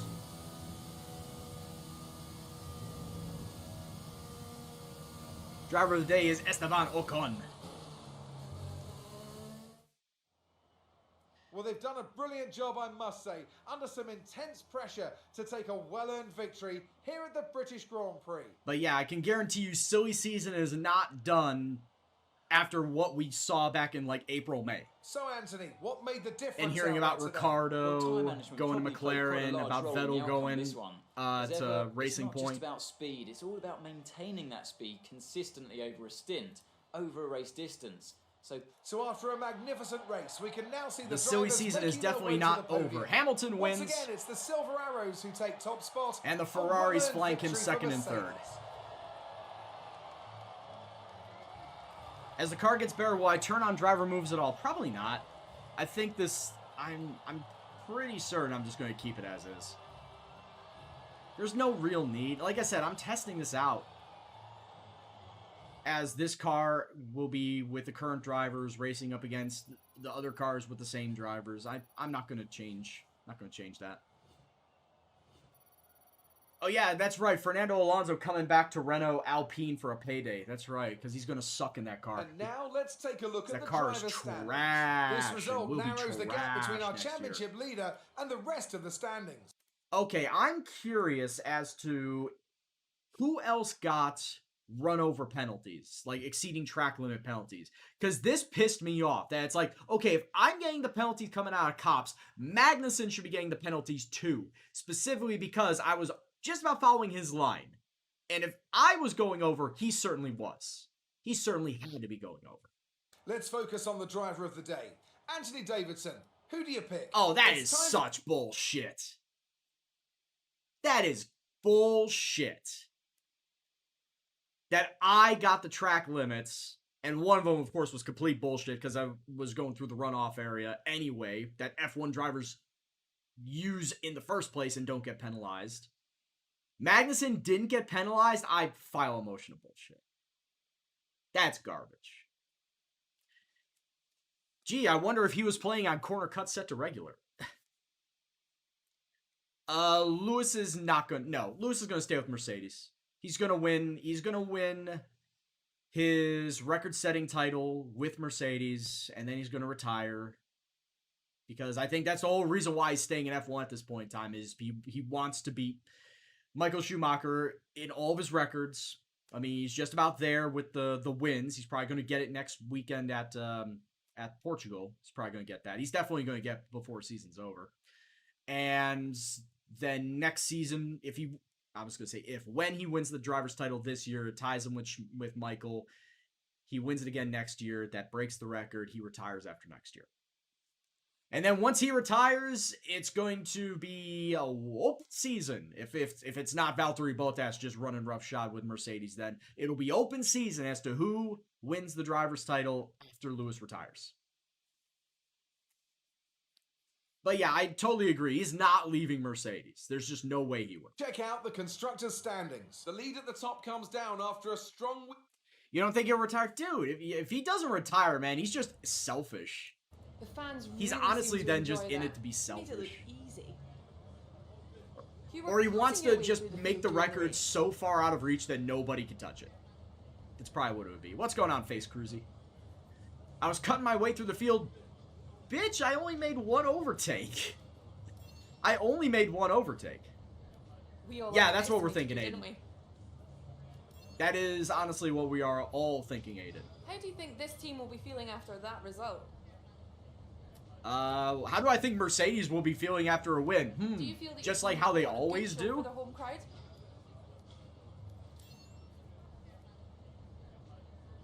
Yeah, Lewis goes to Pretty drive sure for you're Williams. That would be an amazing sight. Hell, and for all we know, Lewis could probably wheel that boat around like it's nothing. He won't take a pay cut to stay at Mercedes. Then who would bring him in? He's not going to go to anybody with a prestige less than Mercedes. So then you take a look at the only other team that has prestige like Mercedes, that's Ferrari. And he's not going to Ferrari. Obviously, because Carlos Sainz is going to Ferrari, which I still don't think Carlos Sainz is the right guy for Ferrari, but Ferrari's in a transition period right now. They have to do something to make their engine and their car not suck, which is where it's at right now. So I think that Ferrari's kind of in a transition period. So Carlos might be the right guy for it, but going down the road, they're going to need to get somebody else to work with Charles Leclerc. They're gonna have to. What other team could he go to? Red Bull? Nah, he wouldn't go to Red Bull. He could go back to McLaren. He could go back to McLaren, where it all started. Finish up his career there. I don't know. Just shot in the dark. Yeah, swap position. I don't see that happening. As far as the R&D tree goes, what do I want to do? That's right. I want to wait till both of those get built up. And when are they going to get built up? August 6th. When is August 6th? After the Hungarian Grand Prix. Not what I wanted to see. Not what I want to see. Not what I wanted to hear. But I will say this. After the Hungarian Grand Prix, I am not going to be building up my car for the rest of the season. Until the regulations come down. Obviously, I do want to make sure that my regulations get taken care of before I build the car up again. So at the Japanese Grand Prix, that's when the regulations come down, like Russia or Japan, around that time. So I'm going to stop building after the Hungarian Grand Prix so that I have 5 GPs of time to build up my R&D points so that when the regulations come down, I will have enough so that I can make sure that everything gets ported over to next season. Kind of like what I did, of course, for my team career. It's not going to change. Especially for Williams, it cannot change because I need to keep everything. I need to keep all of my work going so that I have a competitive car season in and season out. Maybe Ricardo moves again. Maybe Ricardo can go to Red Bull for all we know. He could probably go back there. I don't know. It's something. It's a thought. It may not be a good thought, but it's a thought. All right, so as far as my engine is concerned, yeah, as you can see, 69, not quite so nice. 65 and 53. At this point in time, that is going to be my practice engine. 53 is going to be my practice engine. MGUK, we're at 26. We're not going to touch that one. MGUH, that's our practice one. That's our practice one. Turbocharger's at 35. I'm not going to swap it out this weekend, but I got to keep that in mind as I look forward when I should English, Brian. When I should start to think about replacing these parts. Obviously, ICE is going to get swapped at Hungary. MGUK, MGUH probably in the next couple of weeks. Probably Monza time, Singapore time. Turbocharger probably same deal, Monza time. Energy Store maybe around Singapore, Russia. Control Electronics maybe Japan. But ICE is at that point where I need to get a new ICE because I don't want to be down on power. Hey, welcome on in, Peace. So, with that being said, let's just move on ahead to the Hungarian Grand Prix. Let me also make damn sure that my gameplay is back down to 80. But yeah, the Williams car is slowly getting better. I think that it is getting better, but it is getting better slowly. And take a look at the grid. Hey, we're finally above 500. We're finally above 500 on the Vehicle Performance Index. As you can see there, look at all those mid-table teams.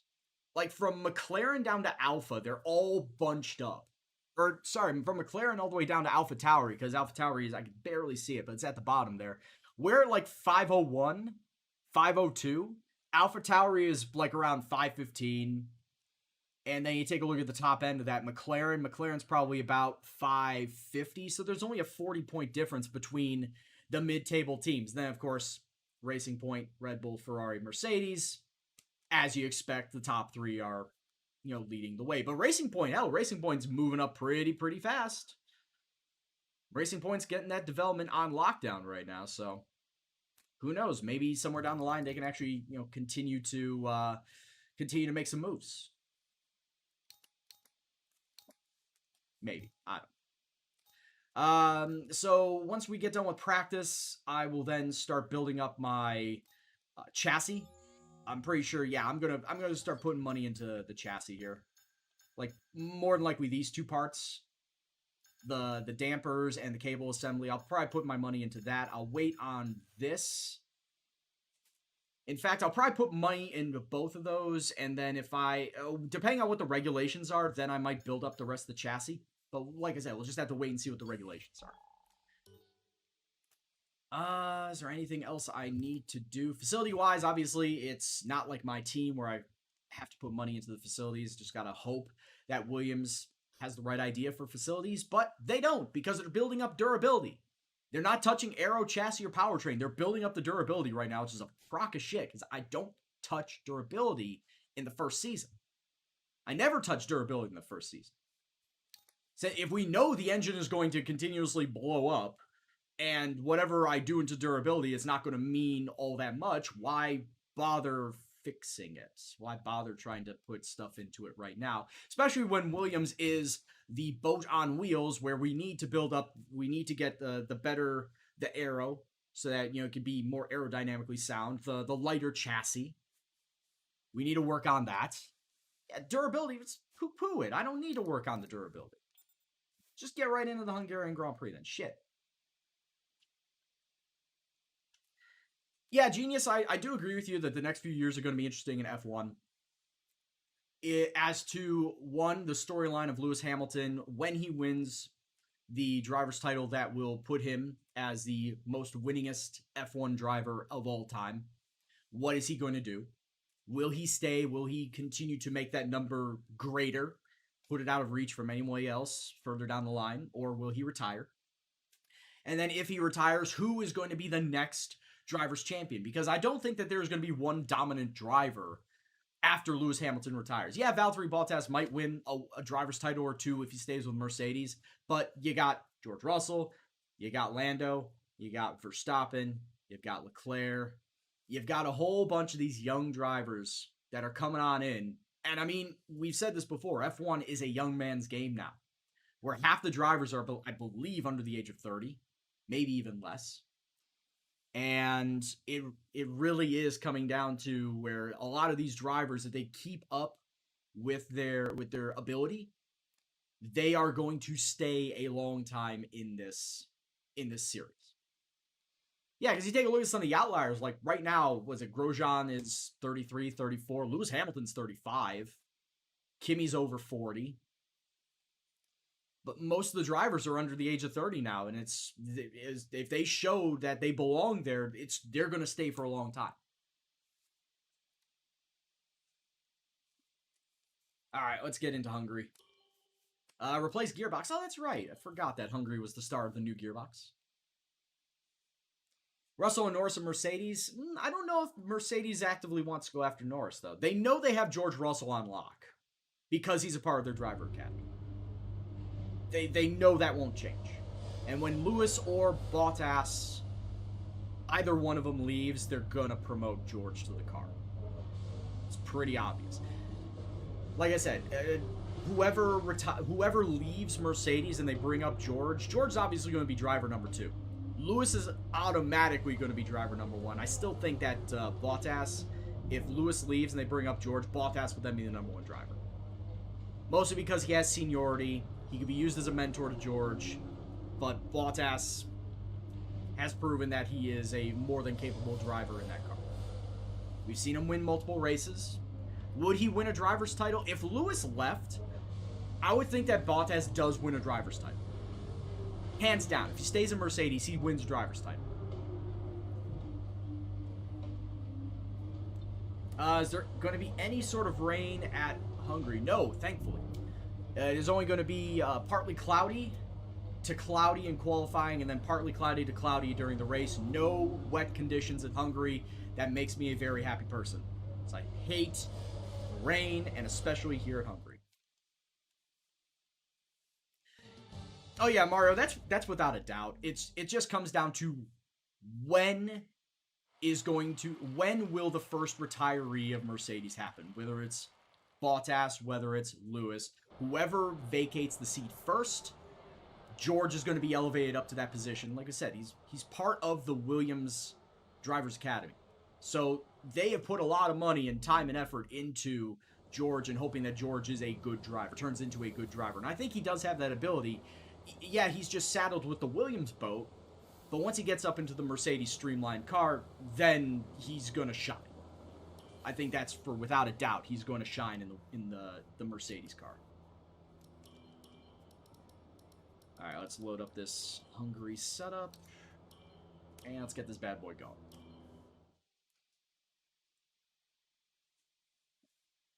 Yeah, like Lando's definitely going to stick with McLaren for a good long time. Max has said before that he has nothing but respect for Red Bull and he wants to deliver Red Bull success again. So that he's not going to be leaving Red Bull. Charles has expressed gratitude to Ferrari for everything that they've done to him and giving him his opportunity, so he is going to stay at Ferrari.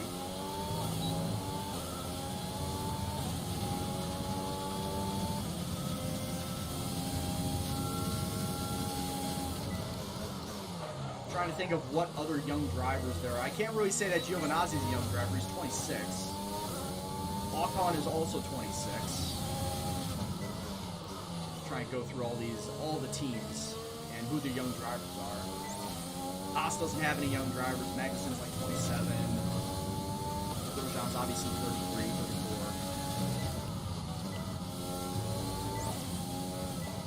34. George, we know, can turn into something special. Nicholas Latifi can go fuck right off. Like, that's another thing. When we're talking about Williams, and we know Nicholas Latifi, everything about him, he is not really that great of a driver. Does he get replaced next season? That's another thing to look out for, is will Latifi get replaced next season? That could be another landing spot for Sergio Perez, Alex Albon, or it could just be a landing spot for a new F2 driver.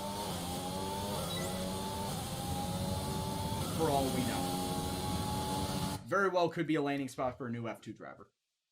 We know Mick's going to Alfa Romeo. We know Callum Ilot's probably going to Haas. As I said before, we don't know if they could be flipped. I've seen personally a news article that Mick could be going to either Haas or Alpha. In fact, Ralf Schumacher has said that he is definitely going to F1 next year, but has not confirmed if it is going to be Haas or Alpha. So we know he's got a seat, just don't know where.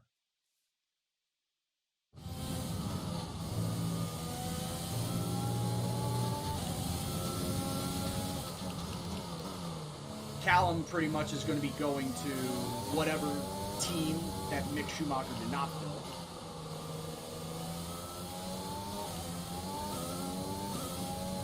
And then after that, like I said before, I think Sergio Perez goes to Haas. Personally, he could go to Haas or Williams. If Kimi stays on for one more year, he's obviously going to mentor Mick. But once he's gone, if he chooses to retire, I could see Nico Hulkenberg going to Alpha to work with Mick Schumacher.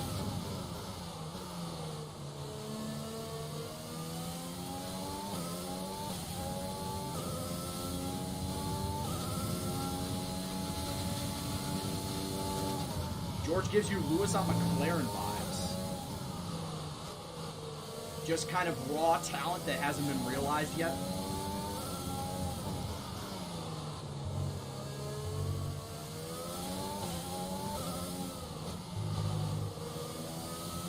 And also, for anybody that's coming on in that's first-time viewer to the stream, first off, welcome. Secondly, I am not the biggest F1 fan. I love this game. As a racing game guy, I love this game as a pure racing game. I'm not the biggest F1 fan. I'm trying to get into it. Basically, since the start of this season, I've been getting it. I've been following it, trying to watching more of it. So, like, the limited knowledge that I have of the current and past drivers is very limited. Okay, test but I'm trying complete. to make very a good job concerted indeed. effort to get better at it. So when you're talking about Lewis Hamilton on McLaren, that's obviously where he started. I think he was only there for, 2-3 years before he moved to Mercedes. So you're talking about him on McLaren. When I think of that, I think diamond in the rough. You know he's got the talent. He's got to get the team and the car behind him in order to realize that talent. Is it Ferrari's decision which team is each driver going to? What do you mean by that? Yeah, that makes sense. Mario, thanks for the follow, my dude. Hope you're doing well. Hope you are enjoying the stream tonight.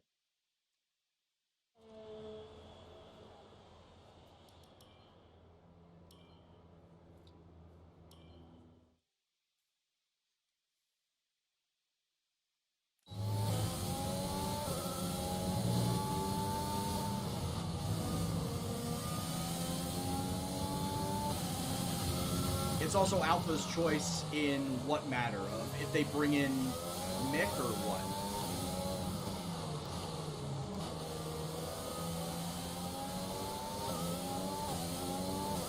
Oh, you're talking about if the drivers get promoted. And that's right, I totally forget that Alpha is underneath Ferrari.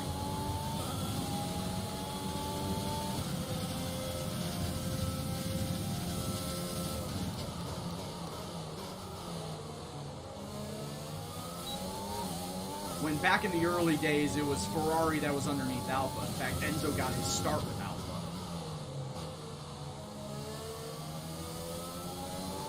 Before starting to make his own cars and make his own team.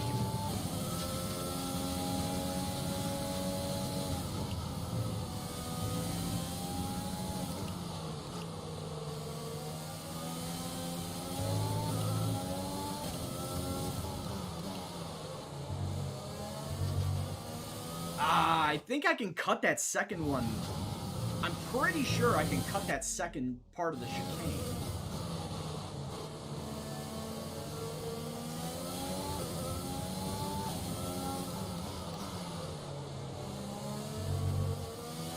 Not too much there.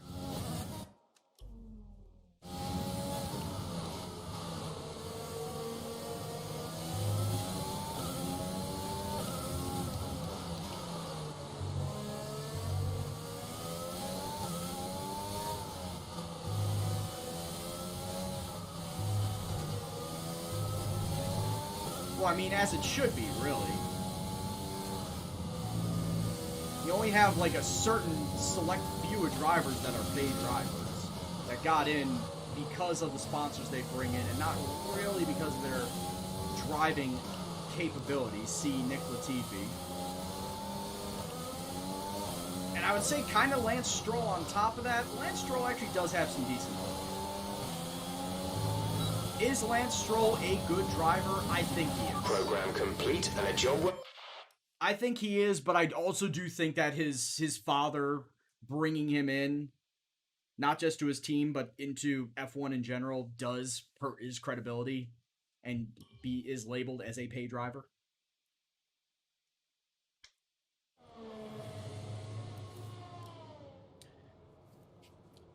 Well, Gaffer, I can tell you right now that if you are interested, type in !diff to see my difficulty, and type in !assists, which will see all the assists that I use.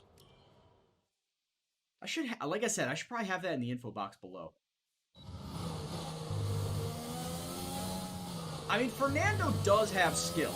Like, once again, Fernando, I believe Lance Stroll is just Fernando light, because Fernando does have racing skill, but of course he brought in Santander.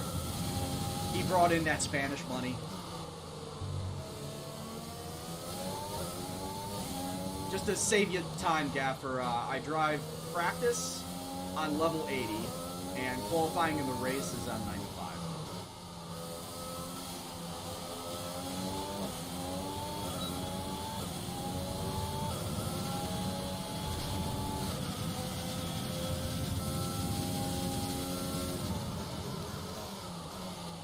Nope, nobody gets it right the first time. Maybe I guess I shouldn't make the command so hard, like by just calling it diff. Maybe I should make it AI. Everybody seems to come in and type in !AI the first fucking thing they do. Yeah, the clear and obvious assist that you see me use is the driving line, but I'm doing the driving line for the corners. I do have it that I want to wean myself off of the driving line. Like, I want to make my mission to get myself off the driving line before the game is done.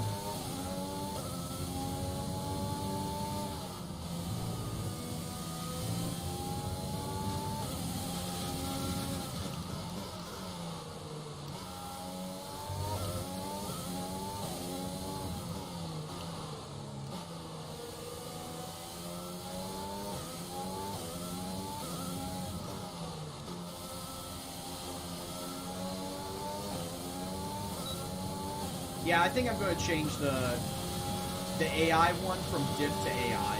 Like I said, it just seems like some people come in here and immediately, if they don't ask, they try to type in !AI.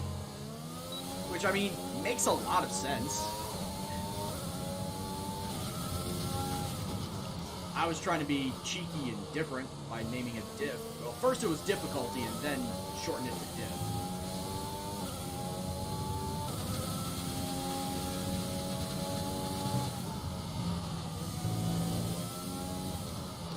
I'm not taking away the fact that he won 2 titles, Mario. Absolutely not.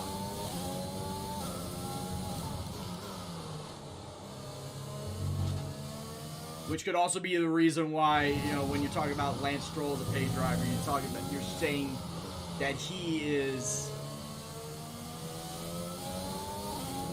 more so a paid driver for his the money than his actual skill, when, as you could tell, Fernando had the skill.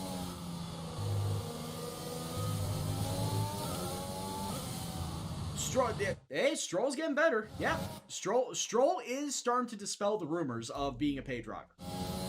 Or not rumors, but he's starting to dispel the stigma of being a paid driver when he is starting to get better and better results. That's why I'm saying Lance Stroll, is Lance Stroll a good driver? Yes, I think he is.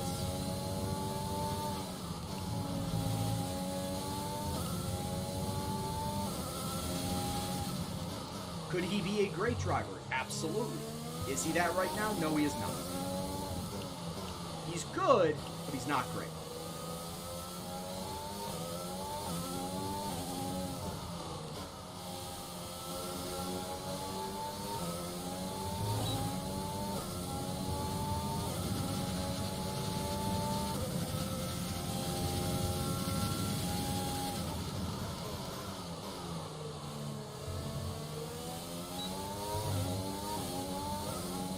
Could it be the car? No.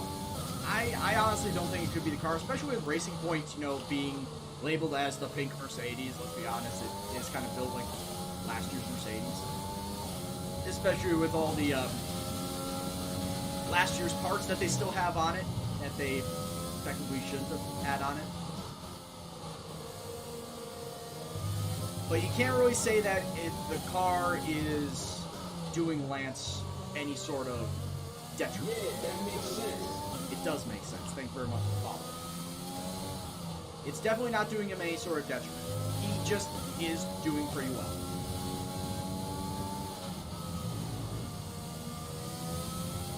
Batman 11, thank you very much for following.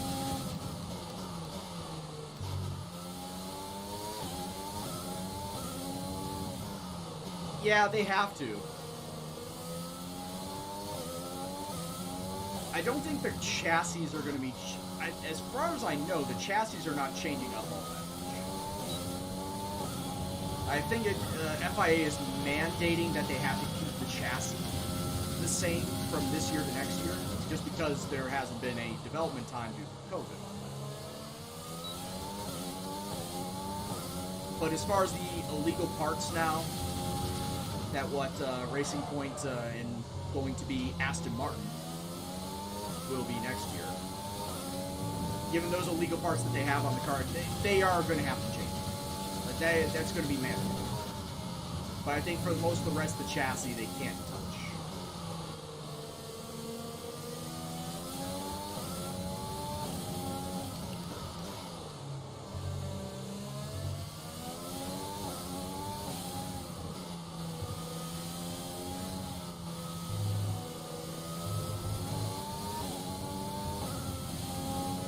Getting a mentor in Vettel, yep. Stroll getting a 4-time world champion as a mentor is going to do him wonders.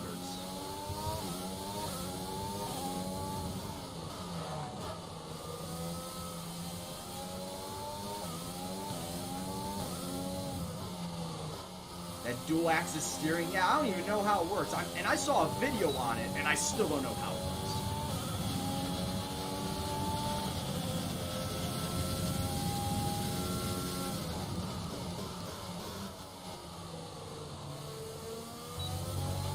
Like, it was some complicated space-age thing.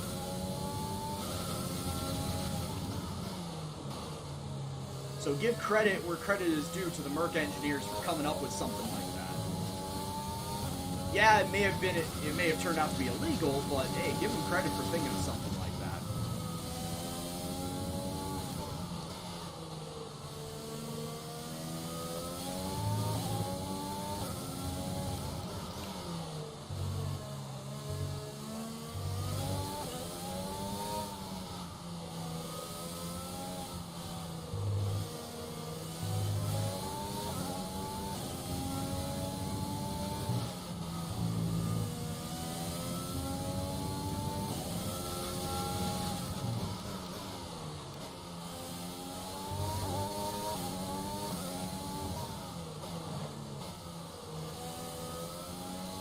Hate this second to last turn.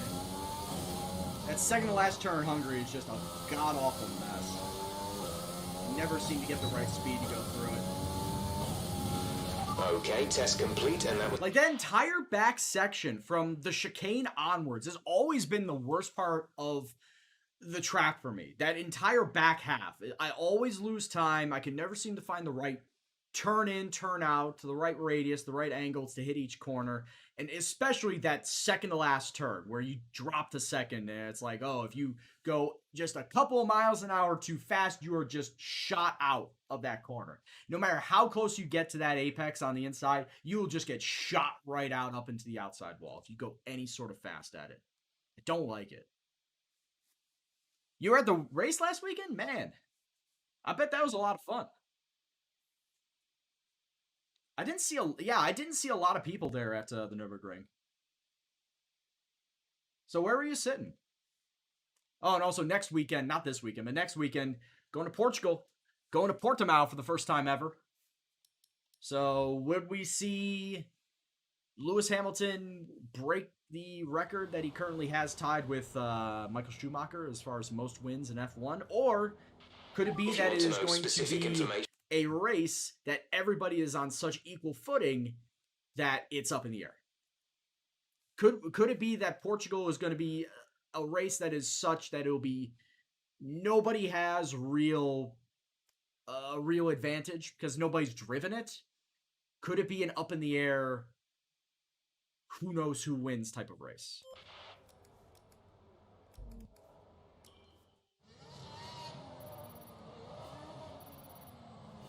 See, that's the thing. It's basically you're betting on either Mercedes or the field.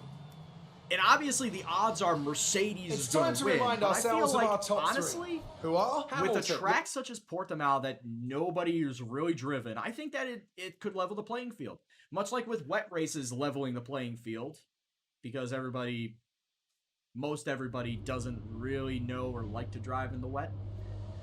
I feel like that a track that nobody knows how to drive, period, could be the great equalizer. So we may see someone other than Lewis and Valtteri winning the race. That is my opinion.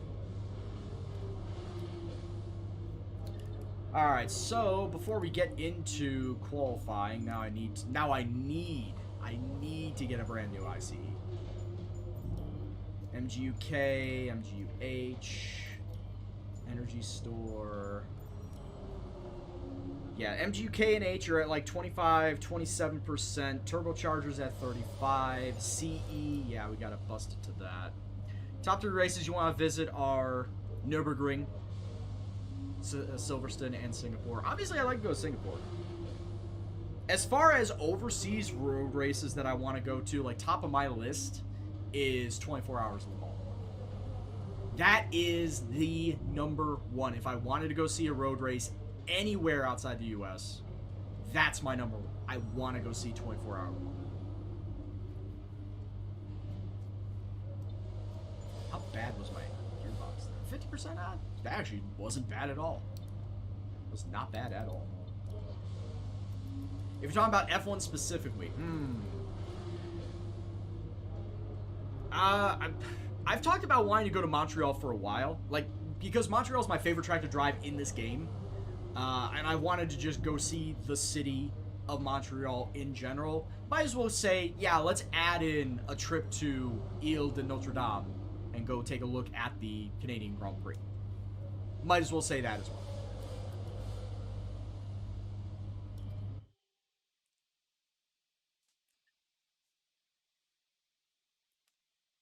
Silverstone would be a good track to go to.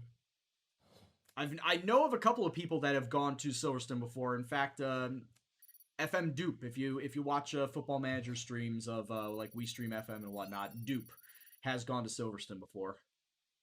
So I'd like to go to Silverstone. Nürburgring, not just Nürburgring Grand Prix.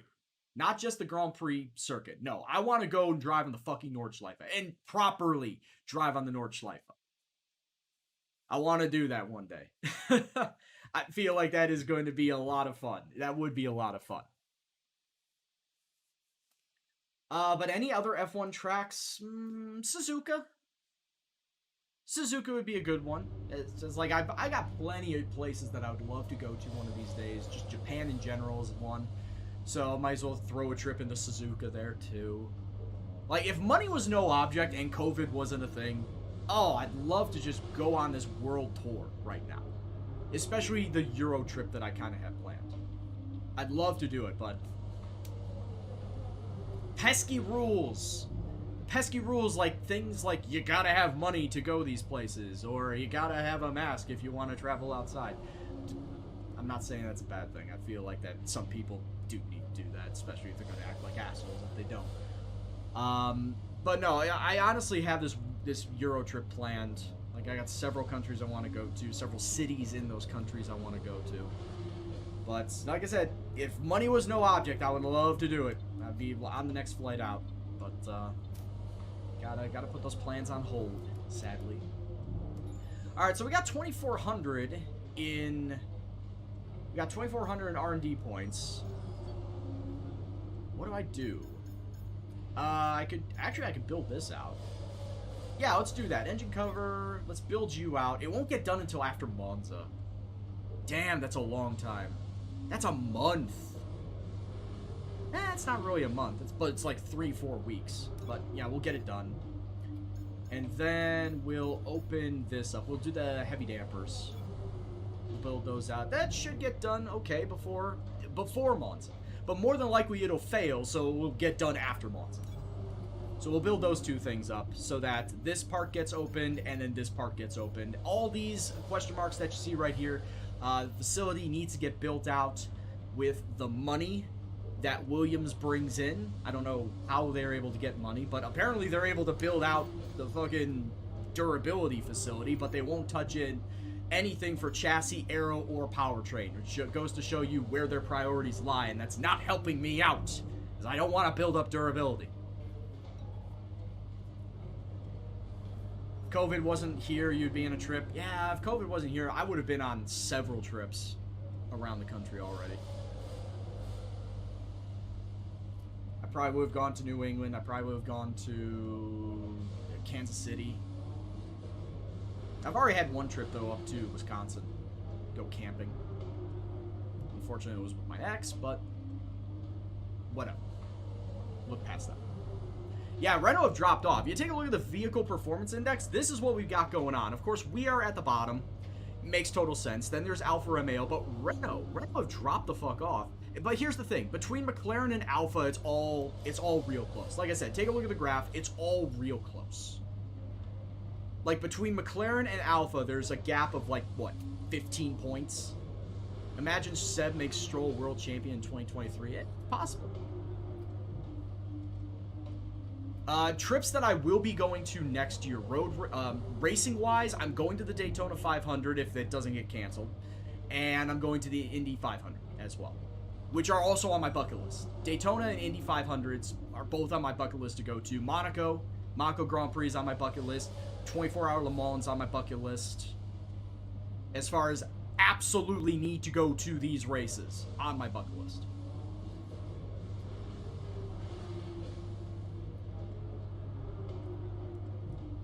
You'd want to go to 24-hour Le Mans, Road America, and is it 24-hour Daytona or Daytona 500 you'd go to, Connor? I was going to say Road America's like 3 hours up the road of me. It's in Elkhart Lake, Wisconsin, which is not that far away from Milwaukee, and Milwaukee to Chicago and Chicago area, it's only like 2.5 hour drive at most. So factor in traffic, it's only about a 3 hour drive for me. And I'd love to go to Road America. Actually, my buddy Joe is trying to get a group of us together to go up there. So we may. We'll see. See what happens. Alright, so enough dilly-dallying. Let's get into qualifying here for the Hungaro Ring. We already know that I am going to be starting in last because of the ICE that I am going to be needing to fix my engine. But yeah, Mario, I think that Lance Stroll, he's kind of one of those dark horses. He's kind of on the fringe of being world champion. When I think of future world champion, like I said before, I think Lando, I think Max, I think Charles, George Russell, kind of also on the fringe, Lance, kind of on the fringe. Potential, yes. But would it actually happen? I don't know. Oh, you are talking 24-hour Daytona. Gotcha. Alright, let's load that setup up. Let's drop fuel. And let's go take this out for a spin. Now, I'm only going to do one lap. Like I said, I know I'm going to be starting last due to the IC. And you're going to see the penalty pop up in the top center in just a second. Oh, I'm actually kind of surprised that it hasn't yet. Oh, shit. Because, I mean, the ICE is brand new. You can see it says 3% right there. The ICE is brand new.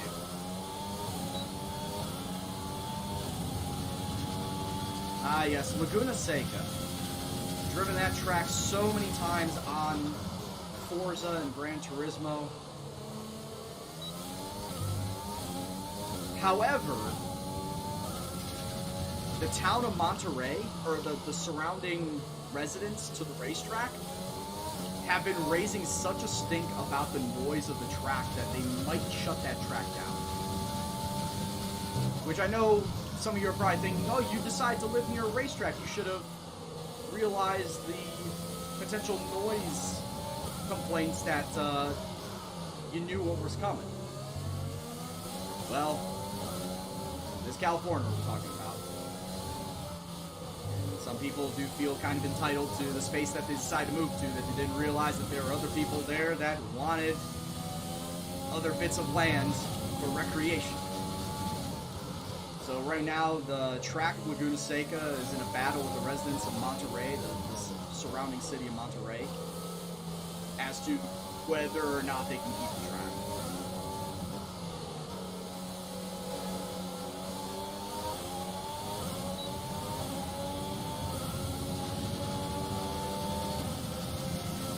All right. Can we talk about Haas? Can we? Do we want to? Roman's still pissed about getting P9. Roman should be fucking happy that he got points. Alright? Roman should have no fucking quarrel about finishing in points, but given how bad the car Haas is. Given how bad the car that Haas has.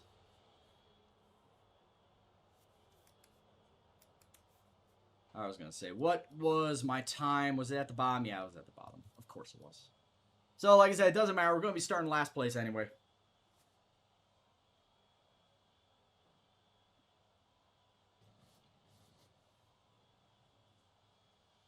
Yeah, unfortunately, the fact of the matter is for California is high cost of living.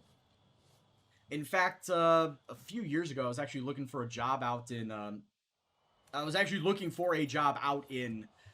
Silicon Valley or surrounding areas like San Francisco and whatnot.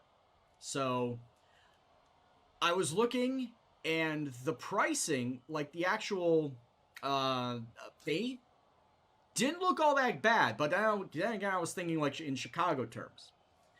Like I was looking at jobs for like $95,000 a year, which hell, in Chicago money that'd be great. But when you convert that as far as, you know, cost of living, $95,000 out in California is only about like $60,000 here in Chicago. Everything in California, does not matter where you go, it is expensive. Whether you're out in San Diego, Los Angeles, you start moving up the coast to San Jose and whatnot, you go to Santa Clara and Silicon Valley, San Francisco, Oakland, you know, the Bay Area. You move even further up, you go all the way to Sacramento, the capital of California. Does not matter where you go in California, it is expensive to live. I believe it is the highest cost of living out of any state in the United States, which in turn is what causes these problems, which is unfortunate why California has such a high homelessness situation that they have. But you did not come to this stream to talk about political situations of different states of the union. I'm sure you have not. Both Williams did not make it. George is going to start 17th. Grosjean is the only Haas driver that didn't make it. Giovinazzi and Kimi Räikkönen also not making it out of Q1. Good day today. Oh yeah, I would absolutely Let's have be your poor out in take on it. California. High-ass How's taxes, your too. grid penalty going to affect your strategy going into the race? It's a spanner in the works, but I mean, hey, instead of starting How will not 19th, I'm make starting the Q3 20th, so affect what's your the big strategy difference?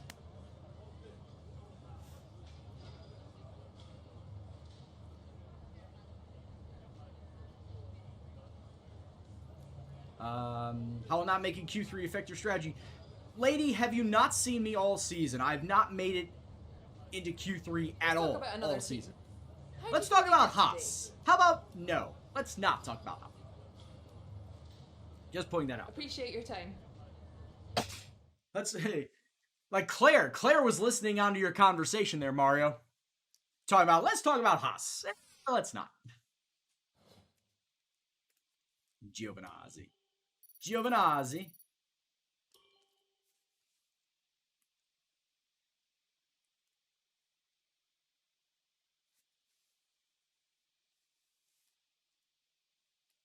I mean, right now, P7 and P8 are probably out of reach for So, Haas. unfortunately, If I'm we going to be picked up honest some with grid you, like penalties, and we'll be with the way starting that further Haas back than you is, expect. with the As for how car, bad it doesn't is, matter that'll what type of depend on what talent the that other drivers get. Magnussen or Grosjean thought he had. They're just not getting top 10. They're lucky to get close to top 10. Roman getting ninth. He's lucky to get ninth. In complete honesty here.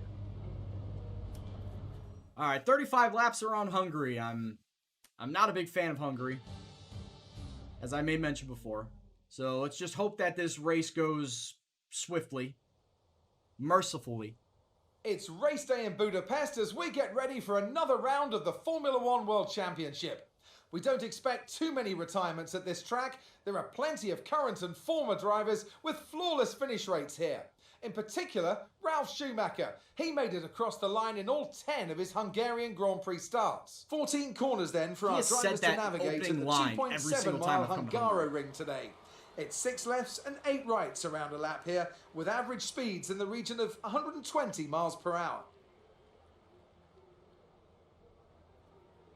With me today, of course, is Ant. And With the basically race from minutes the away from chicane starting, on is here's where what I'm gonna today's have grid problems. rundown looks like. Good job yesterday from Valtteri Bottas. The Finn starts from pole position, with Charles course he Leclerc does. alongside. Looking down the rest of the grid, we have Vettel, Verstappen, Alexander Hamilton probably Albon, took a grid and penalty. Perez, Sainz, Stroll, Ricardo, and Lewis Hamilton. No, Gasly, Hamilton legit Ocon, starts Antonio 10th. Giovinazzi, and Russell, Russell Grosjean, starts 14th. Raikkonen, Kevin Magnussen. They'll be starting further back after an earlier grid penalty. And then, of course, grid Lando penalties Norris, abound Fiat, between and O'Brien. myself, Kvyat, It's almost Lando, time for the lights to Magnussen. go out, so let's head down to...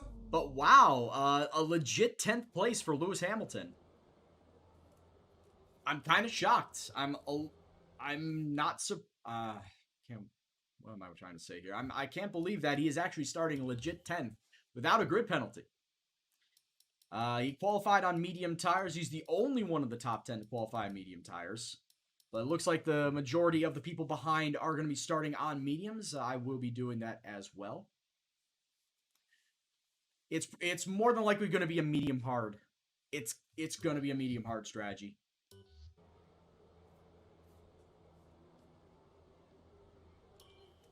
Yep, medium hard strategy. Ooh, what?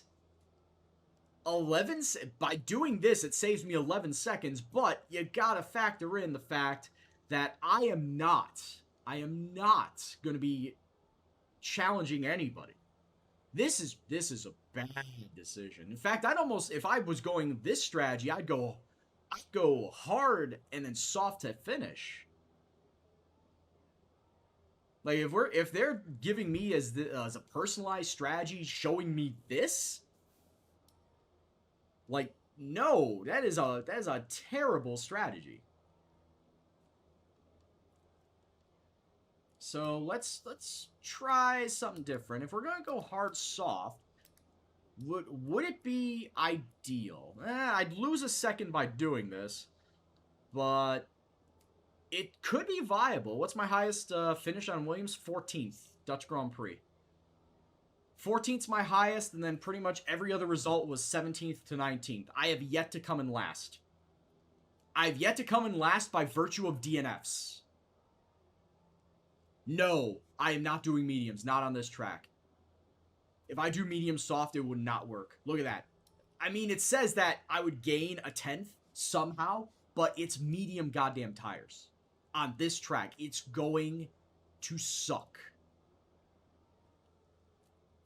Mario, it's also first season Williams. It's not gonna end well. It'll never end well.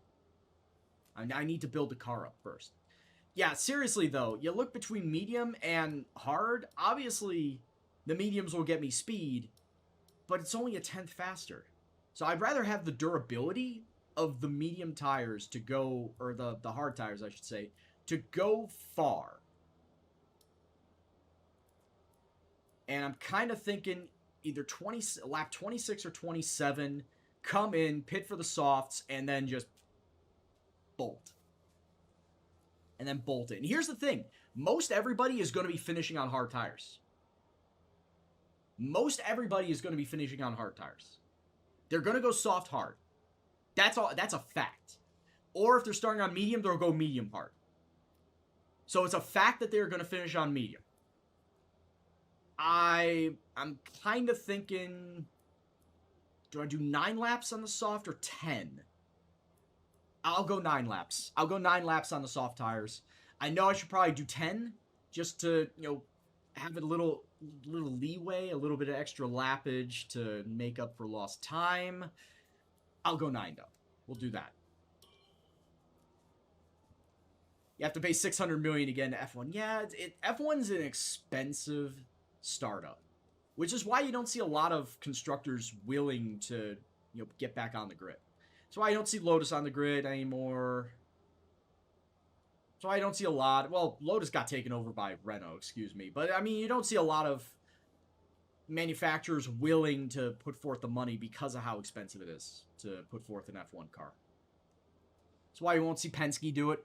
Because I'm sure Penske doesn't want to plunk down $500 million to get back into F1. It was probably a lot cheaper back in the 70s when he did it.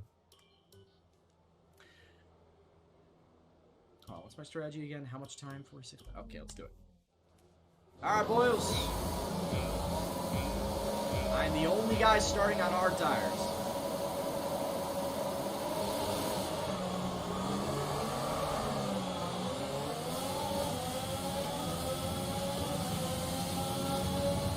Legitimately the only guy starting on hard tires. Oh, someone killed a front wing.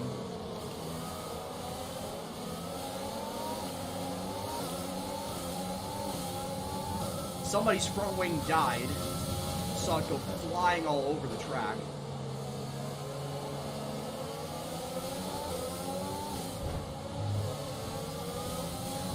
Could have been Lando Norris's if he smacked into me.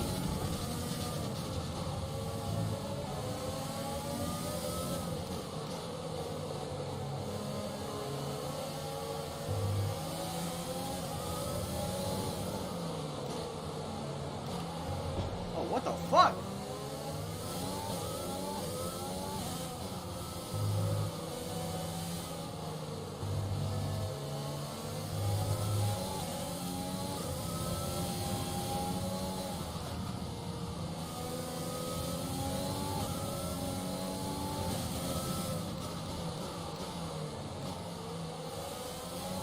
Yeah, it was definitely Lando that fucked up his front wing.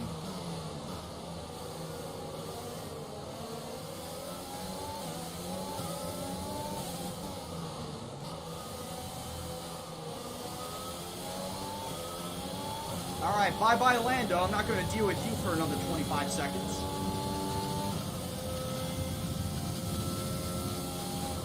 Oh wow, Kimi also coming into the pits.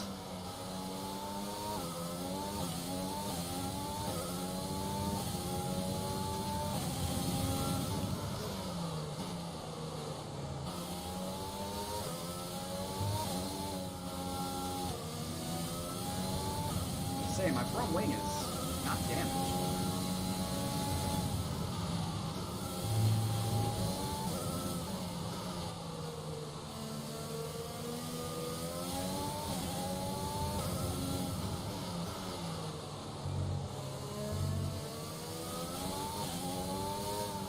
So my front wing is not damaged. I don't know why I'm having a hard time turning. And yes, I do have damage on. Before any of you ask, yes, I do have damage on.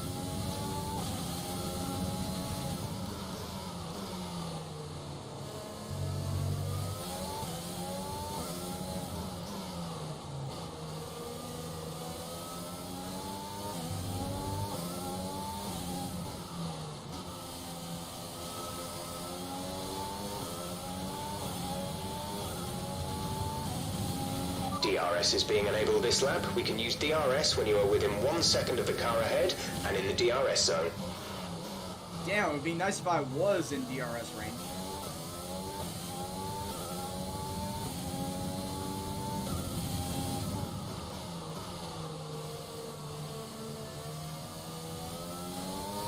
Well, Grosjean's going to have to figure out how not to crash for another team. He's not coming back to Haas. There's no way.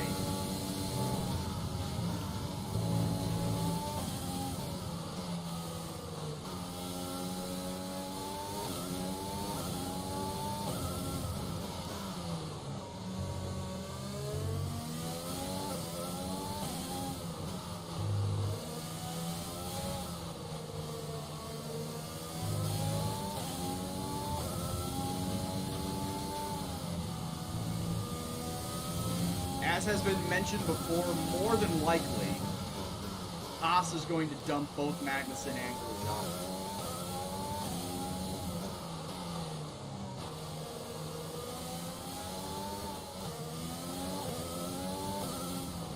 Holy shit, that's a name I have not seen in a long time.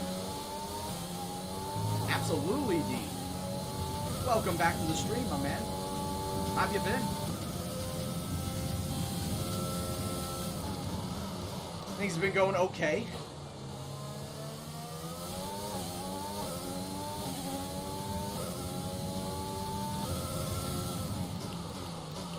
Life sucks, but what can you expect from being in a global pandemic?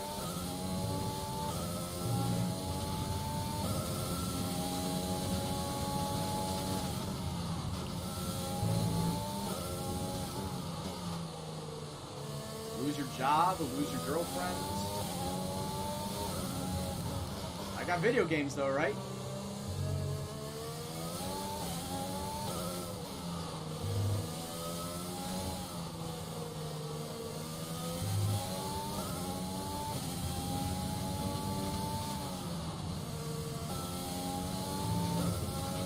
Fuel is looking really What good. sucks about You're the managing job, it well. though, is that they were really looking to bring me on full time, but they weren't going to give me contract talks until the end of my original contract, which just so happened to be at the end of April.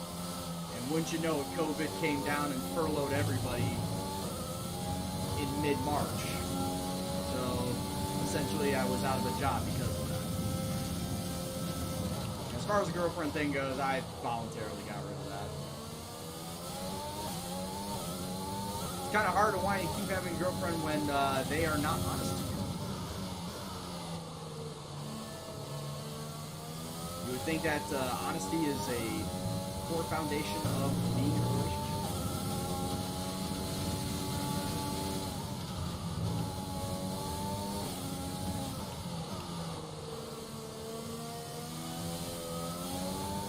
But regardless, happy to have you back, Dino. I know it's been a while. Hope you've been keeping up well.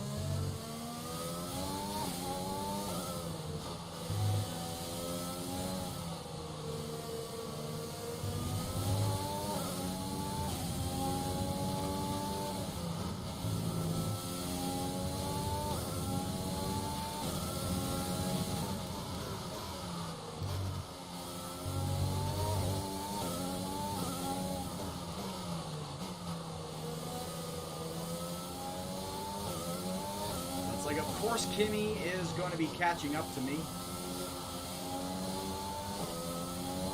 Hell, not just Kimmy. Lando Norris goes. They're both going to catch up to me because I'm the only one on hard tires. Of course, I am the only one on hard tires. I'm playing the long con right now. I'm trying to stay out as long as I possibly can. Have my durability go for like 26 laps.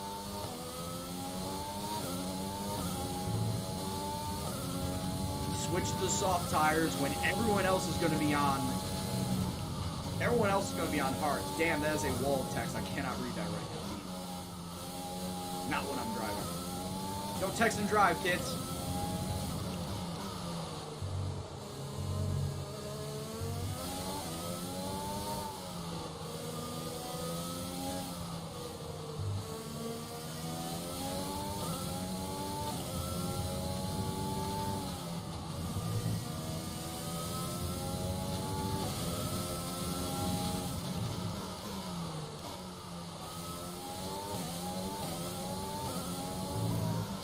Shit. God damn it.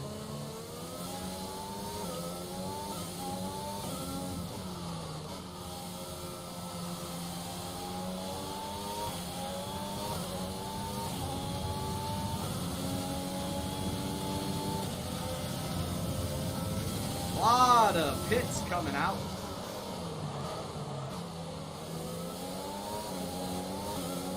I see a lot of two-stop strategies.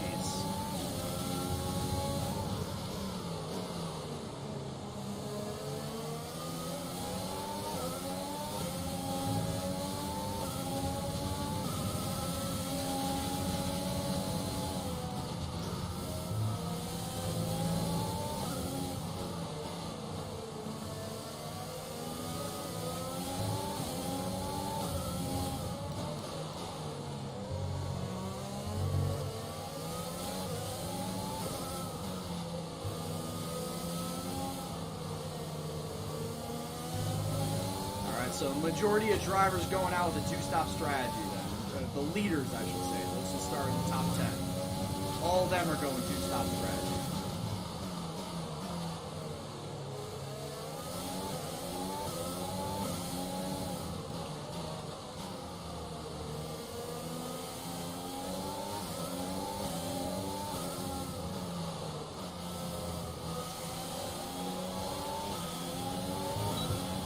Well, as long as it's something that you can resolve and work out, then team, then all the best, dude.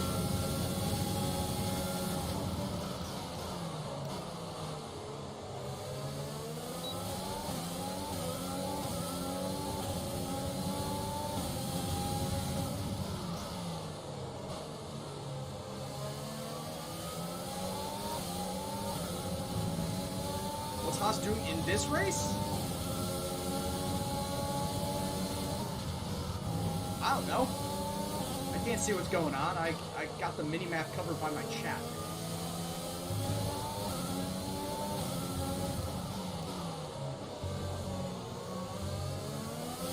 I can't really see where their gray dots are.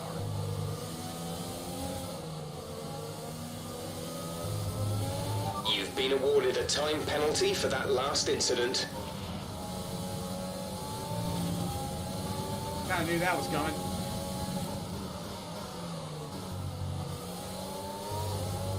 It's not a race without me getting a time penalty now. Oh, and then spinning out like that.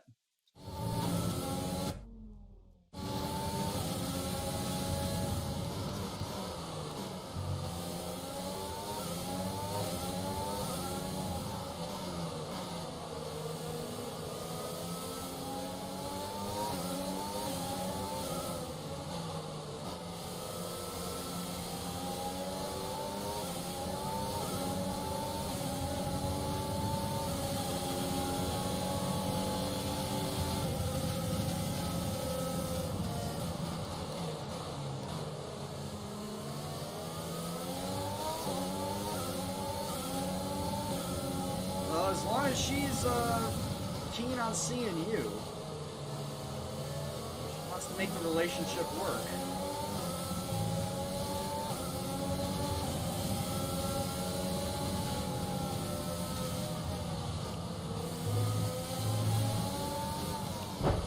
Fuck off.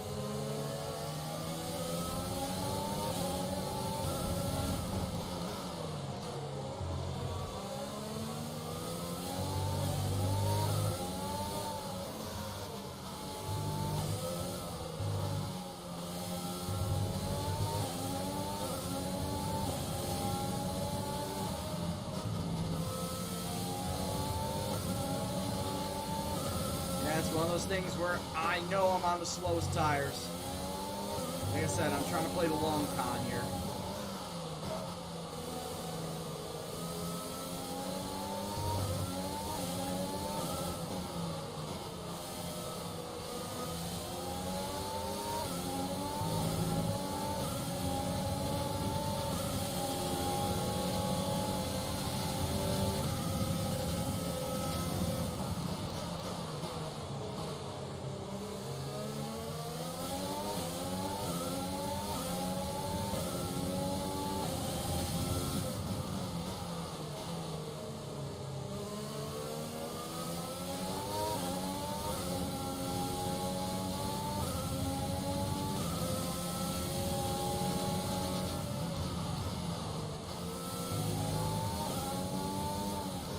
Pineapple, that is the best poetry I've ever seen.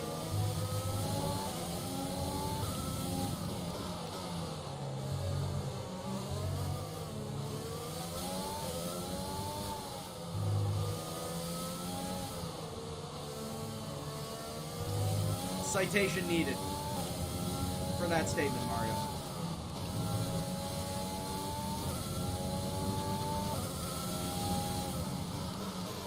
Because it's talked about in media does not mean that it is the majority.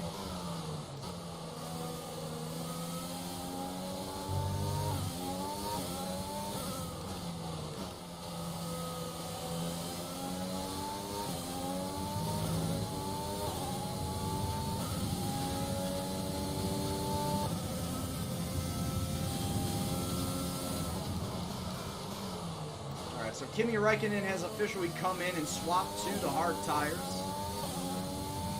But of course, he already came in previously to get his wing fixed. So essentially, he is on a two-stop strategy.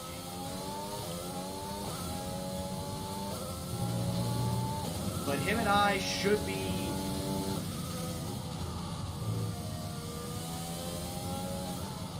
coming out at the same time, roughly. Like, when I make my pit stop, I should be coming out around the same time he is coming around to end the pit road.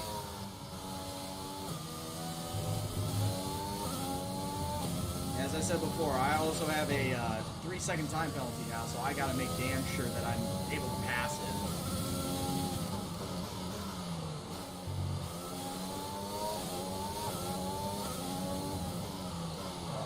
Retired from wrestling? Was it because you were forced to because of COVID, or what?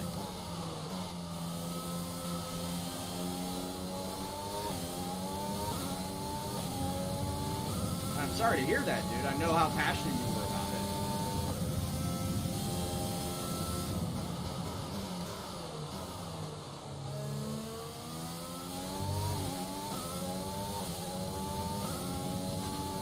I would think with, like I said, with the COVID going on, not a lot of independent wrestling getting booked. Like, yeah, you got the big ones on TV, WWE, TNA, AEW, ROH. Like, yeah, that shit's all still getting booked, but most of the indies, if not all the indies, are pretty much, they're on hiatus.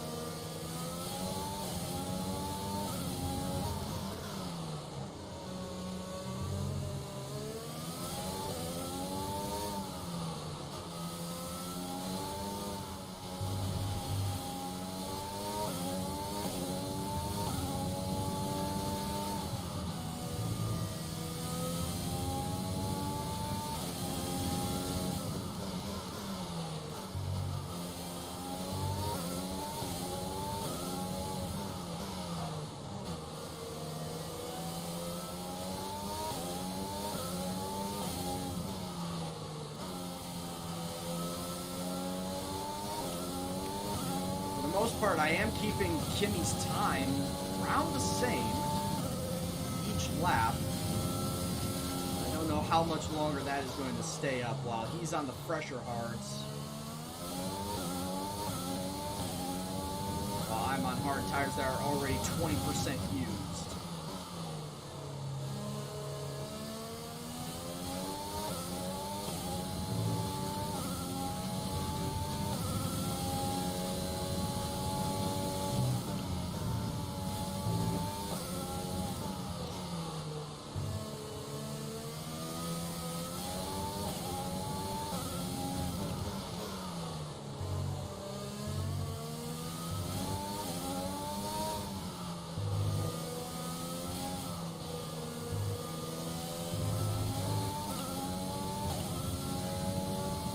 See, now that's runoff area there that I just went into here at Hungary.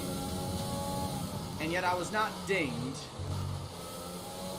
for going off track, or exceeding track limits, as it were, like I was at So riddle me that one, Batman.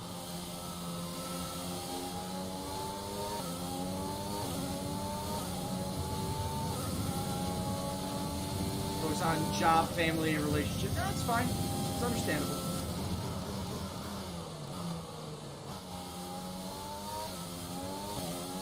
I can't help but think that COVID played a part in it, but gotta take care of yourself, gotta take care of those around you. Sucks that you gotta cut that out of your life, man. It really does. Like I said, I know how passionate you were about it.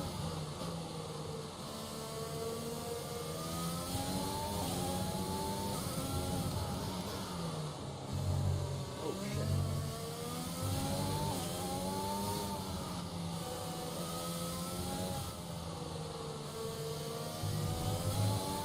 That switchback sucks so much ass.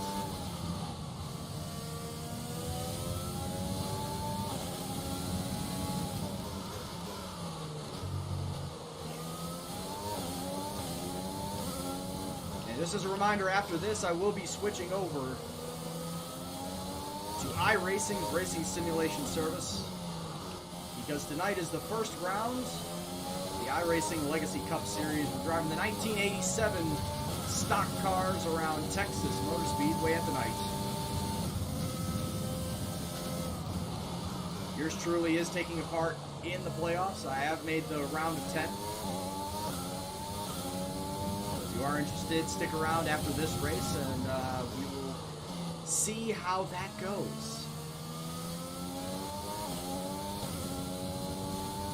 I hate to admit that I kind of backed into this playoff, but hey, I'll take it. Gives me a chance at a title. I got it.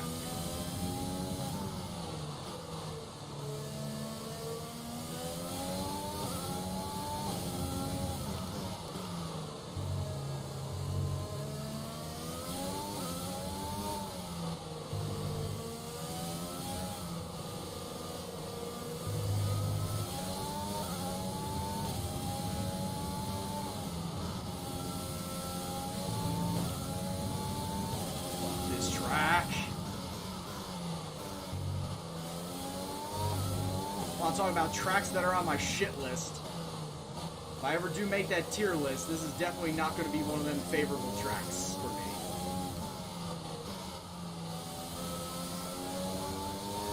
As has been described many times before, this is a road circuit Monaco. It's a little more open Monaco. I hate it. I hate it so much.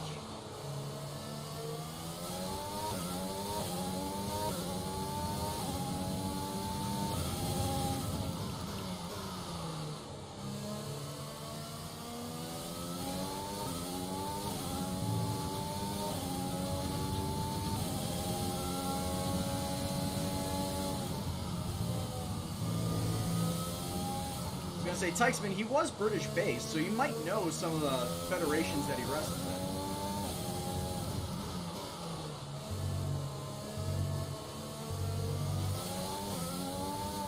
in. Terrible.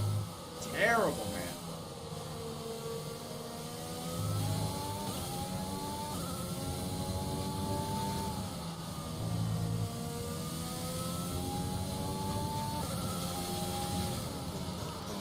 Like I said, I am keeping Kimmy at bay.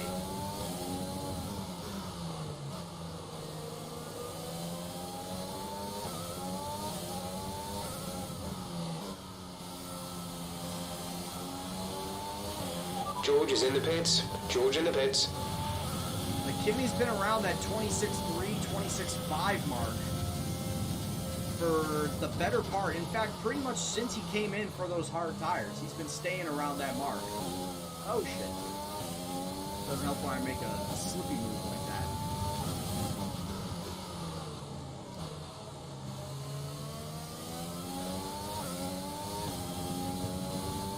So like I say, on top of the 3-second penalty that I have, I need to keep Kimmy away from me as I exit pits when I make my pit stop.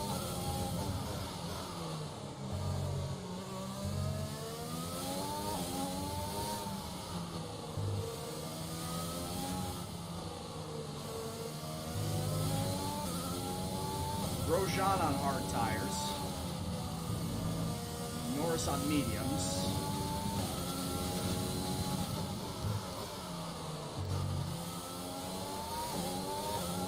Did I play any 2K games? I have not touched a WWE game since WWE 13. The last one made by THQ. Okay, that's a lie. That is a lie. It's a big old lie. Because that's the last one that I owned. I have played the 2K game. The last 2K game that I played was 2K17.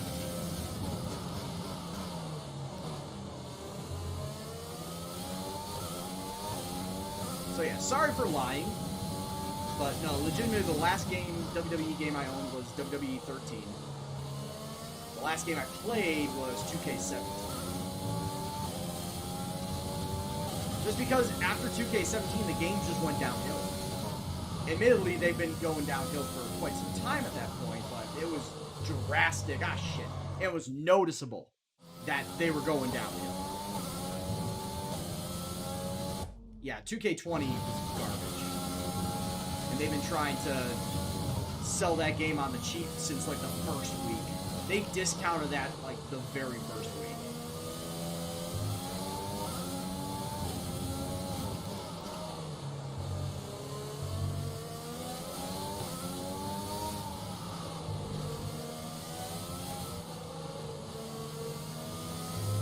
Dude, what are you talking about? SmackDown versus Raw?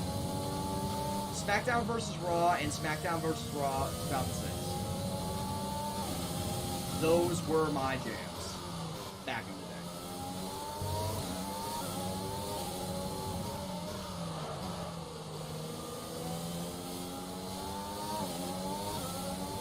I mean, hell, for a time I had owned pretty much every SmackDown game up to 2006. So basically from the start, from SmackDown 1, the original game on PlayStation, all the way up to SmackDown versus Raw 2006, I had owned every single one of those games.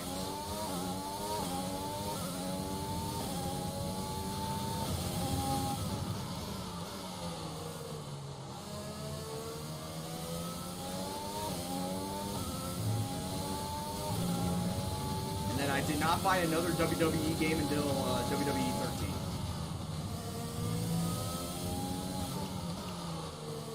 That was the one that had CM Punk on the cover.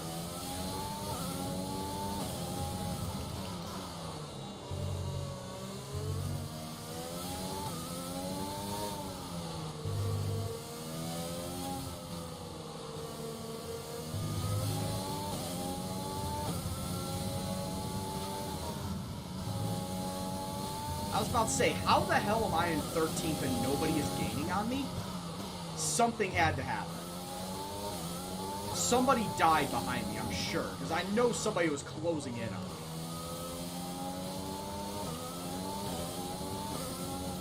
Someone assuredly was closing in on me.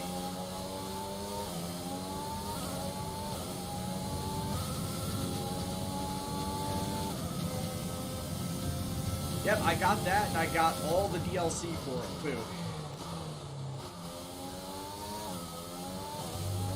And then I heard, like, not 2 months after I got the game, that THQ went under. THQ went under, all the servers, I think all the servers stayed up for, like, another month. And then they all got pulled. So I was sitting here with this game that I could no longer go online with after 3 months of owning it. It just left a bad taste in my mouth. And 2K didn't want to keep the servers up.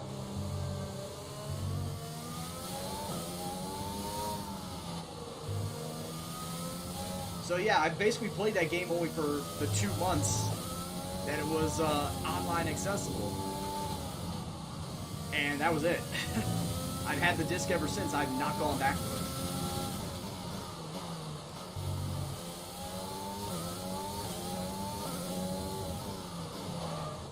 Oh yeah, it was a pile of garbage, man. Like I said, it was the last game. It was the last game ever that THQ made. The last WWE game, excuse me. Let me clarify that. The last WWE game that THQ made before they folded. And then all of the development went into the hands of 2K. And, well, we all know what's been going on with them since.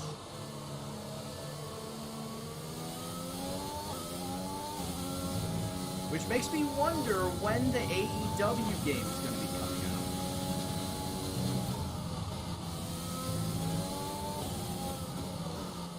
Because there is talk, Cody has talked about that they want to make an AEW video game.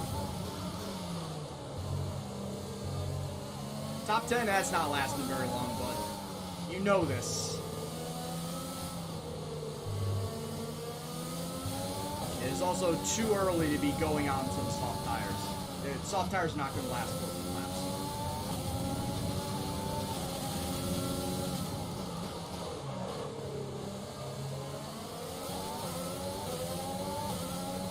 Yeah, Kenny spoke about it too. It was Kenny and Cody.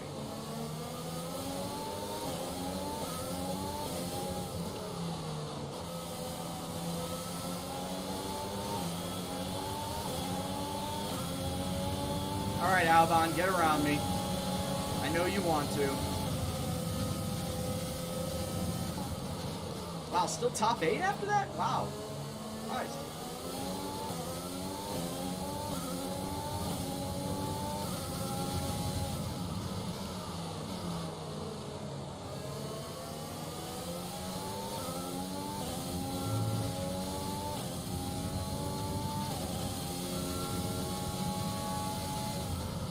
Yeah, it's like when you're like, hey, you're top 10. You're like, dude, look at who's behind me.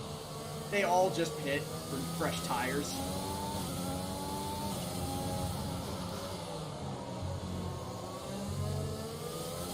But like I said, I could come in on lap 25. Because I could make the soft tires last for 10 laps. And with everybody now being on medium or hard tires, there's a good chance I could, start cutting my way through the field. I say cutting my way through the field, probably like 18th and 19th.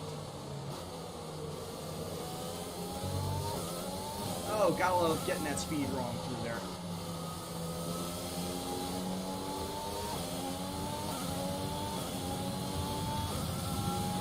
Yeah, I still made top 10. I'm top 10 this late in the race.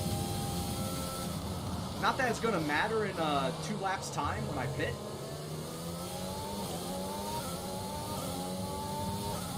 Oh, look at that gaggle behind me. You can probably see all the line of cars on the mini-map just waiting.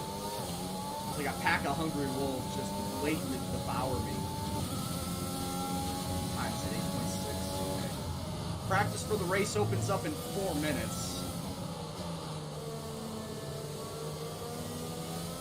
I should get done with this race about 1:45.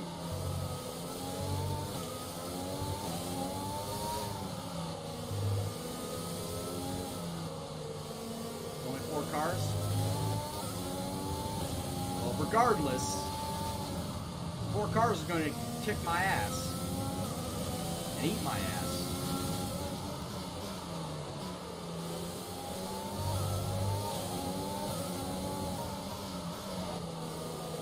Shit, get off the cement, bud.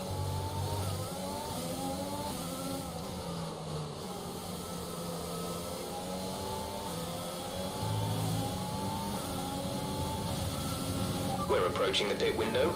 You'll be on the softs. Yep, coming in, I will decide, coming in at end of lap 25. It will be 10 laps on the soft tires, which might be a lap too long, but I need to give myself as much time as possible to cut my way through the field. Or make it so that I'm back up close to where I should be. Look, Iron Man, thanks for the follow, dude. Yeah, an honest to goodness superhero in here, boys.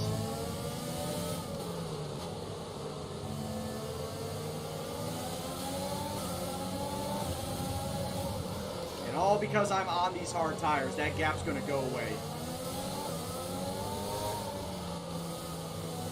Oh wow, I fucked with George Russell. Oh hey! That's payback for being a bitch to me at Austria. You dumb bastard. Fuck my wing up, I'll fuck your wing up, I don't even care.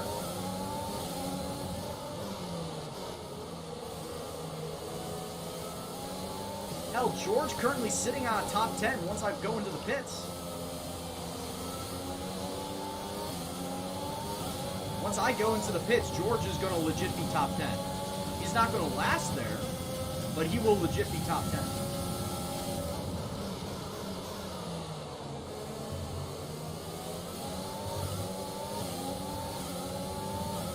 What a good teammate I am. Hey, he fucking deserves No it time concerns at the killing my moment. front Just wing focus on the driving. at Austria when he absolutely didn't need to do it. So he can go suck a lemon for all I care.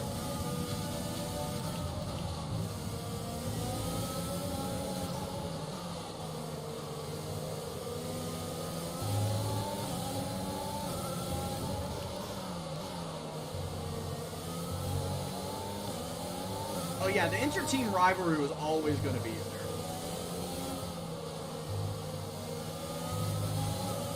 George is being a good second driver by holding up all the guys behind me.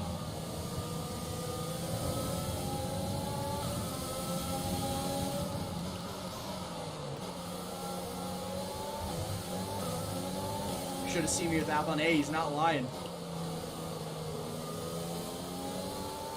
If you want to catch back all the replays of my team career with the Gendo F1 Racing, you can always go to my YouTube channel, Gendo66. It is linked in the info box below. Pit window open. Let's box this lap. Oh shit! I totally spaced. I thought I was on. I thought I was still on lap 24. God damn it! I meant to pit that lap. I wanted to get that extra lap in on the soft tires. Ah, well. Ah, well. Let's give this car an almighty push. See how far we can push it.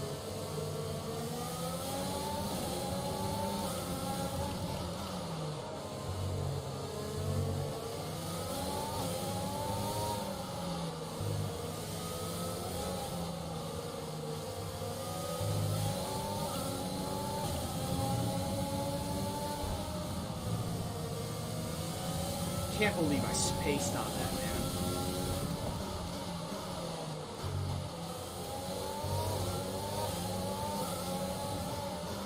When I need it. Dude, are you not watching the game that I'm playing right now?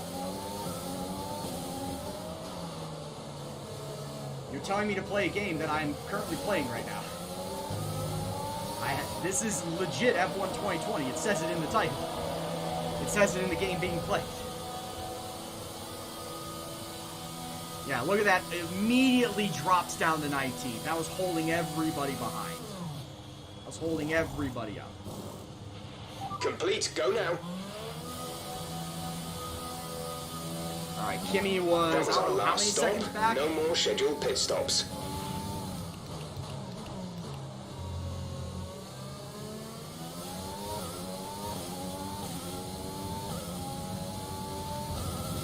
That's right, because you didn't see me play while I was at the Dutch Grand Prix or the Vietnam Grand Prix. So you would not have been able to see the two new tracks. Vettel's out of the session! Get fucked, boyo! Get fucked! I'm not going to finish last! Again, this game will never let me finish in last.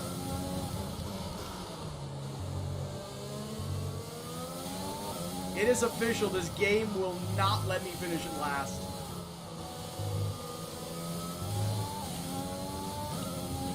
Yellow flag. Yep, there he is. Bye-bye. Yeah, the Undertaker Green flag. streak is still going. Yeah, this is 13 races and counting.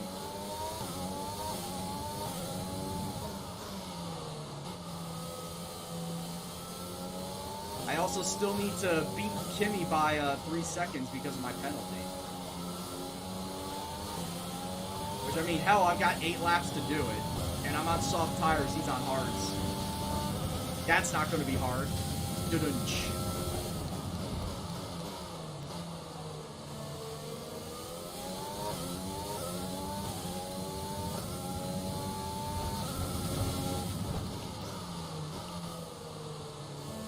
Now, if I go the entire race, or if I go the entire season without finishing in last place, yeah, that will be officially Undertaker's streak broken. He was only at 21. There are 22 races in this season.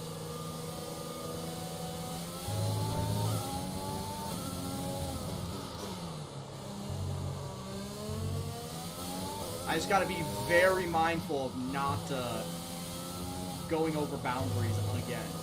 Because otherwise that will be a 6-second penalty then.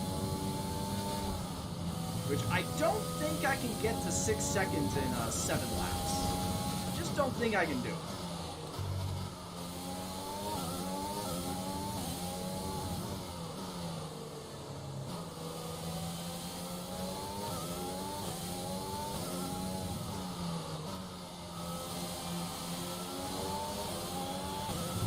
Have one more flashback to use. I can confirm I have one more flashback to use if I need it.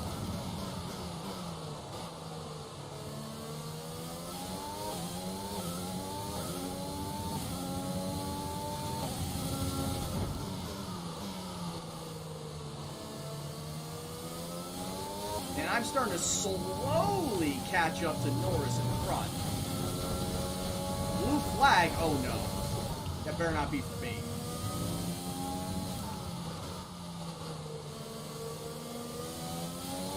Please let that be for Kimmy. I don't want that to be for me. Probably will be for me soon.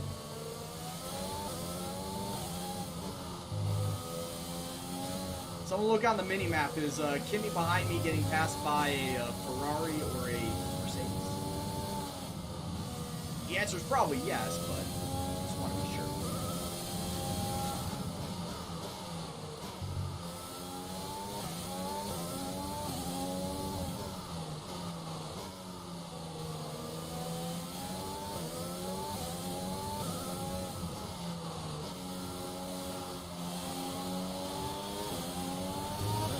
Both Mercs. Got it. 10-4. Alright, 6 more laps. And then we are off to Texas Motor Speedway for some iRacing oval action.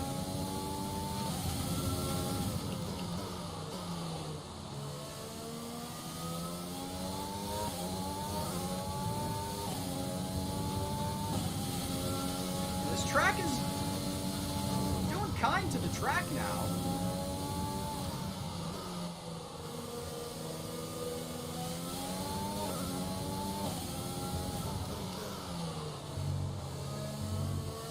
Like, I still don't like the track, let's be fair. Oh, please don't count it. Oh. My heart goes in my chest like, please don't count it.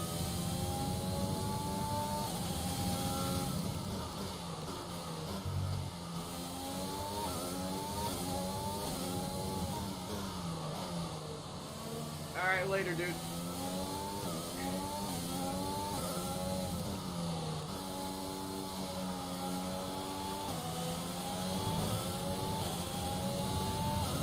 Oh, you know when I stream.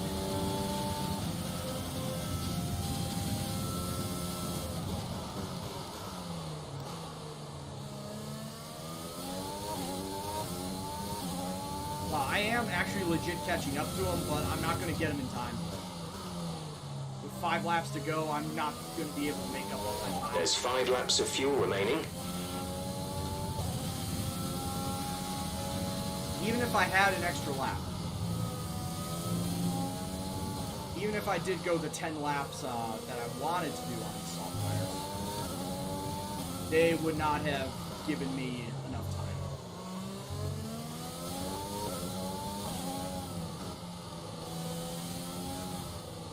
At this point in time, I'm just glad I'm pulling away from Kimmy. Pulling away from Kimmy at the rate I am.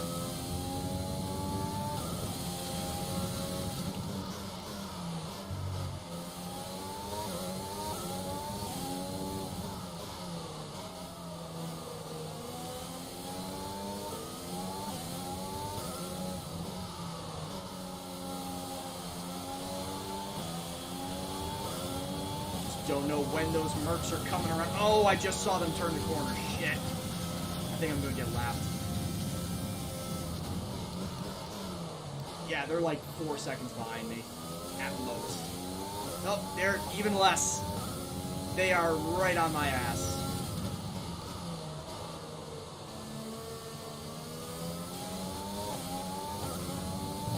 Goddamn Mercedes. I don't want to deal with your shit. No. Blue flag, blue yeah, flag. I know. God damn it.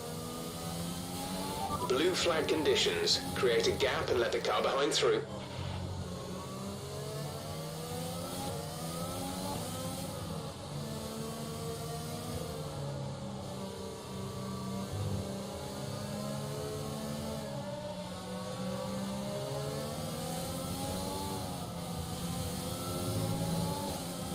No, I'm not going to deal with that bullshit because last time I tried doing that, I got the 5-second penalty, and I would like to stay in 18th place today. I would rather not have that bullshit fall down on me and I drop to 19th.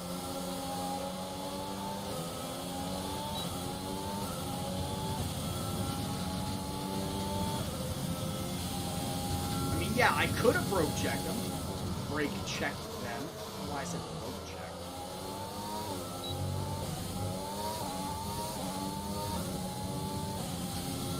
Broke check is when you don't have any more money in the bank account.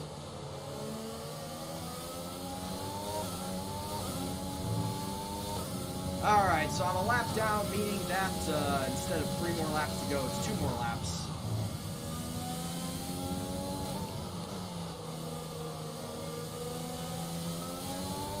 Damn, Mercedes, why you gotta be so fast? There's 3 laps of fuel remaining.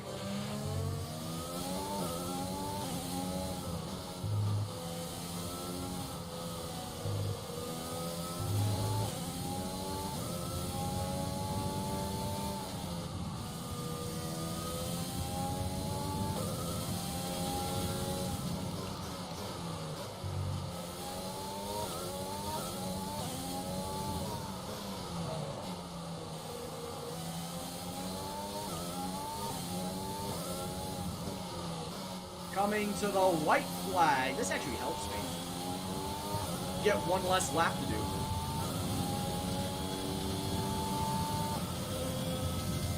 Auto gears and traction control. Nope, the exact opposite of what you just said, Ghostly.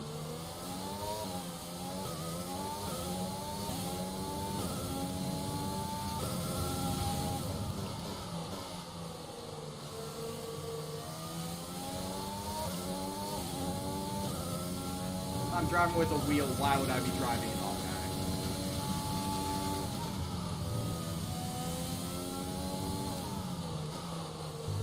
Oh, good thing I had one final one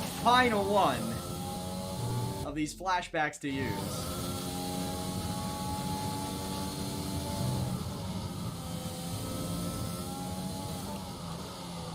And of course it was that final lap where I had to go and hit that fucking cement.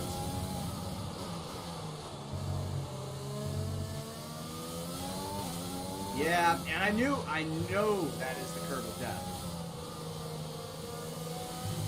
That is my own dumbass fault for hitting too close. It's the first time all race that I hit it, too. First time all race, just had to hit it right there. Right on the last lap. Yes, this is the last lap as I did get it. Checkered flag coming around. Winner of this race, Lewis Hamilton. Valtteri Bottas finishing in second. Me, I finish in 18th. Okay, pick up rubber and bring it home. Woo Williams.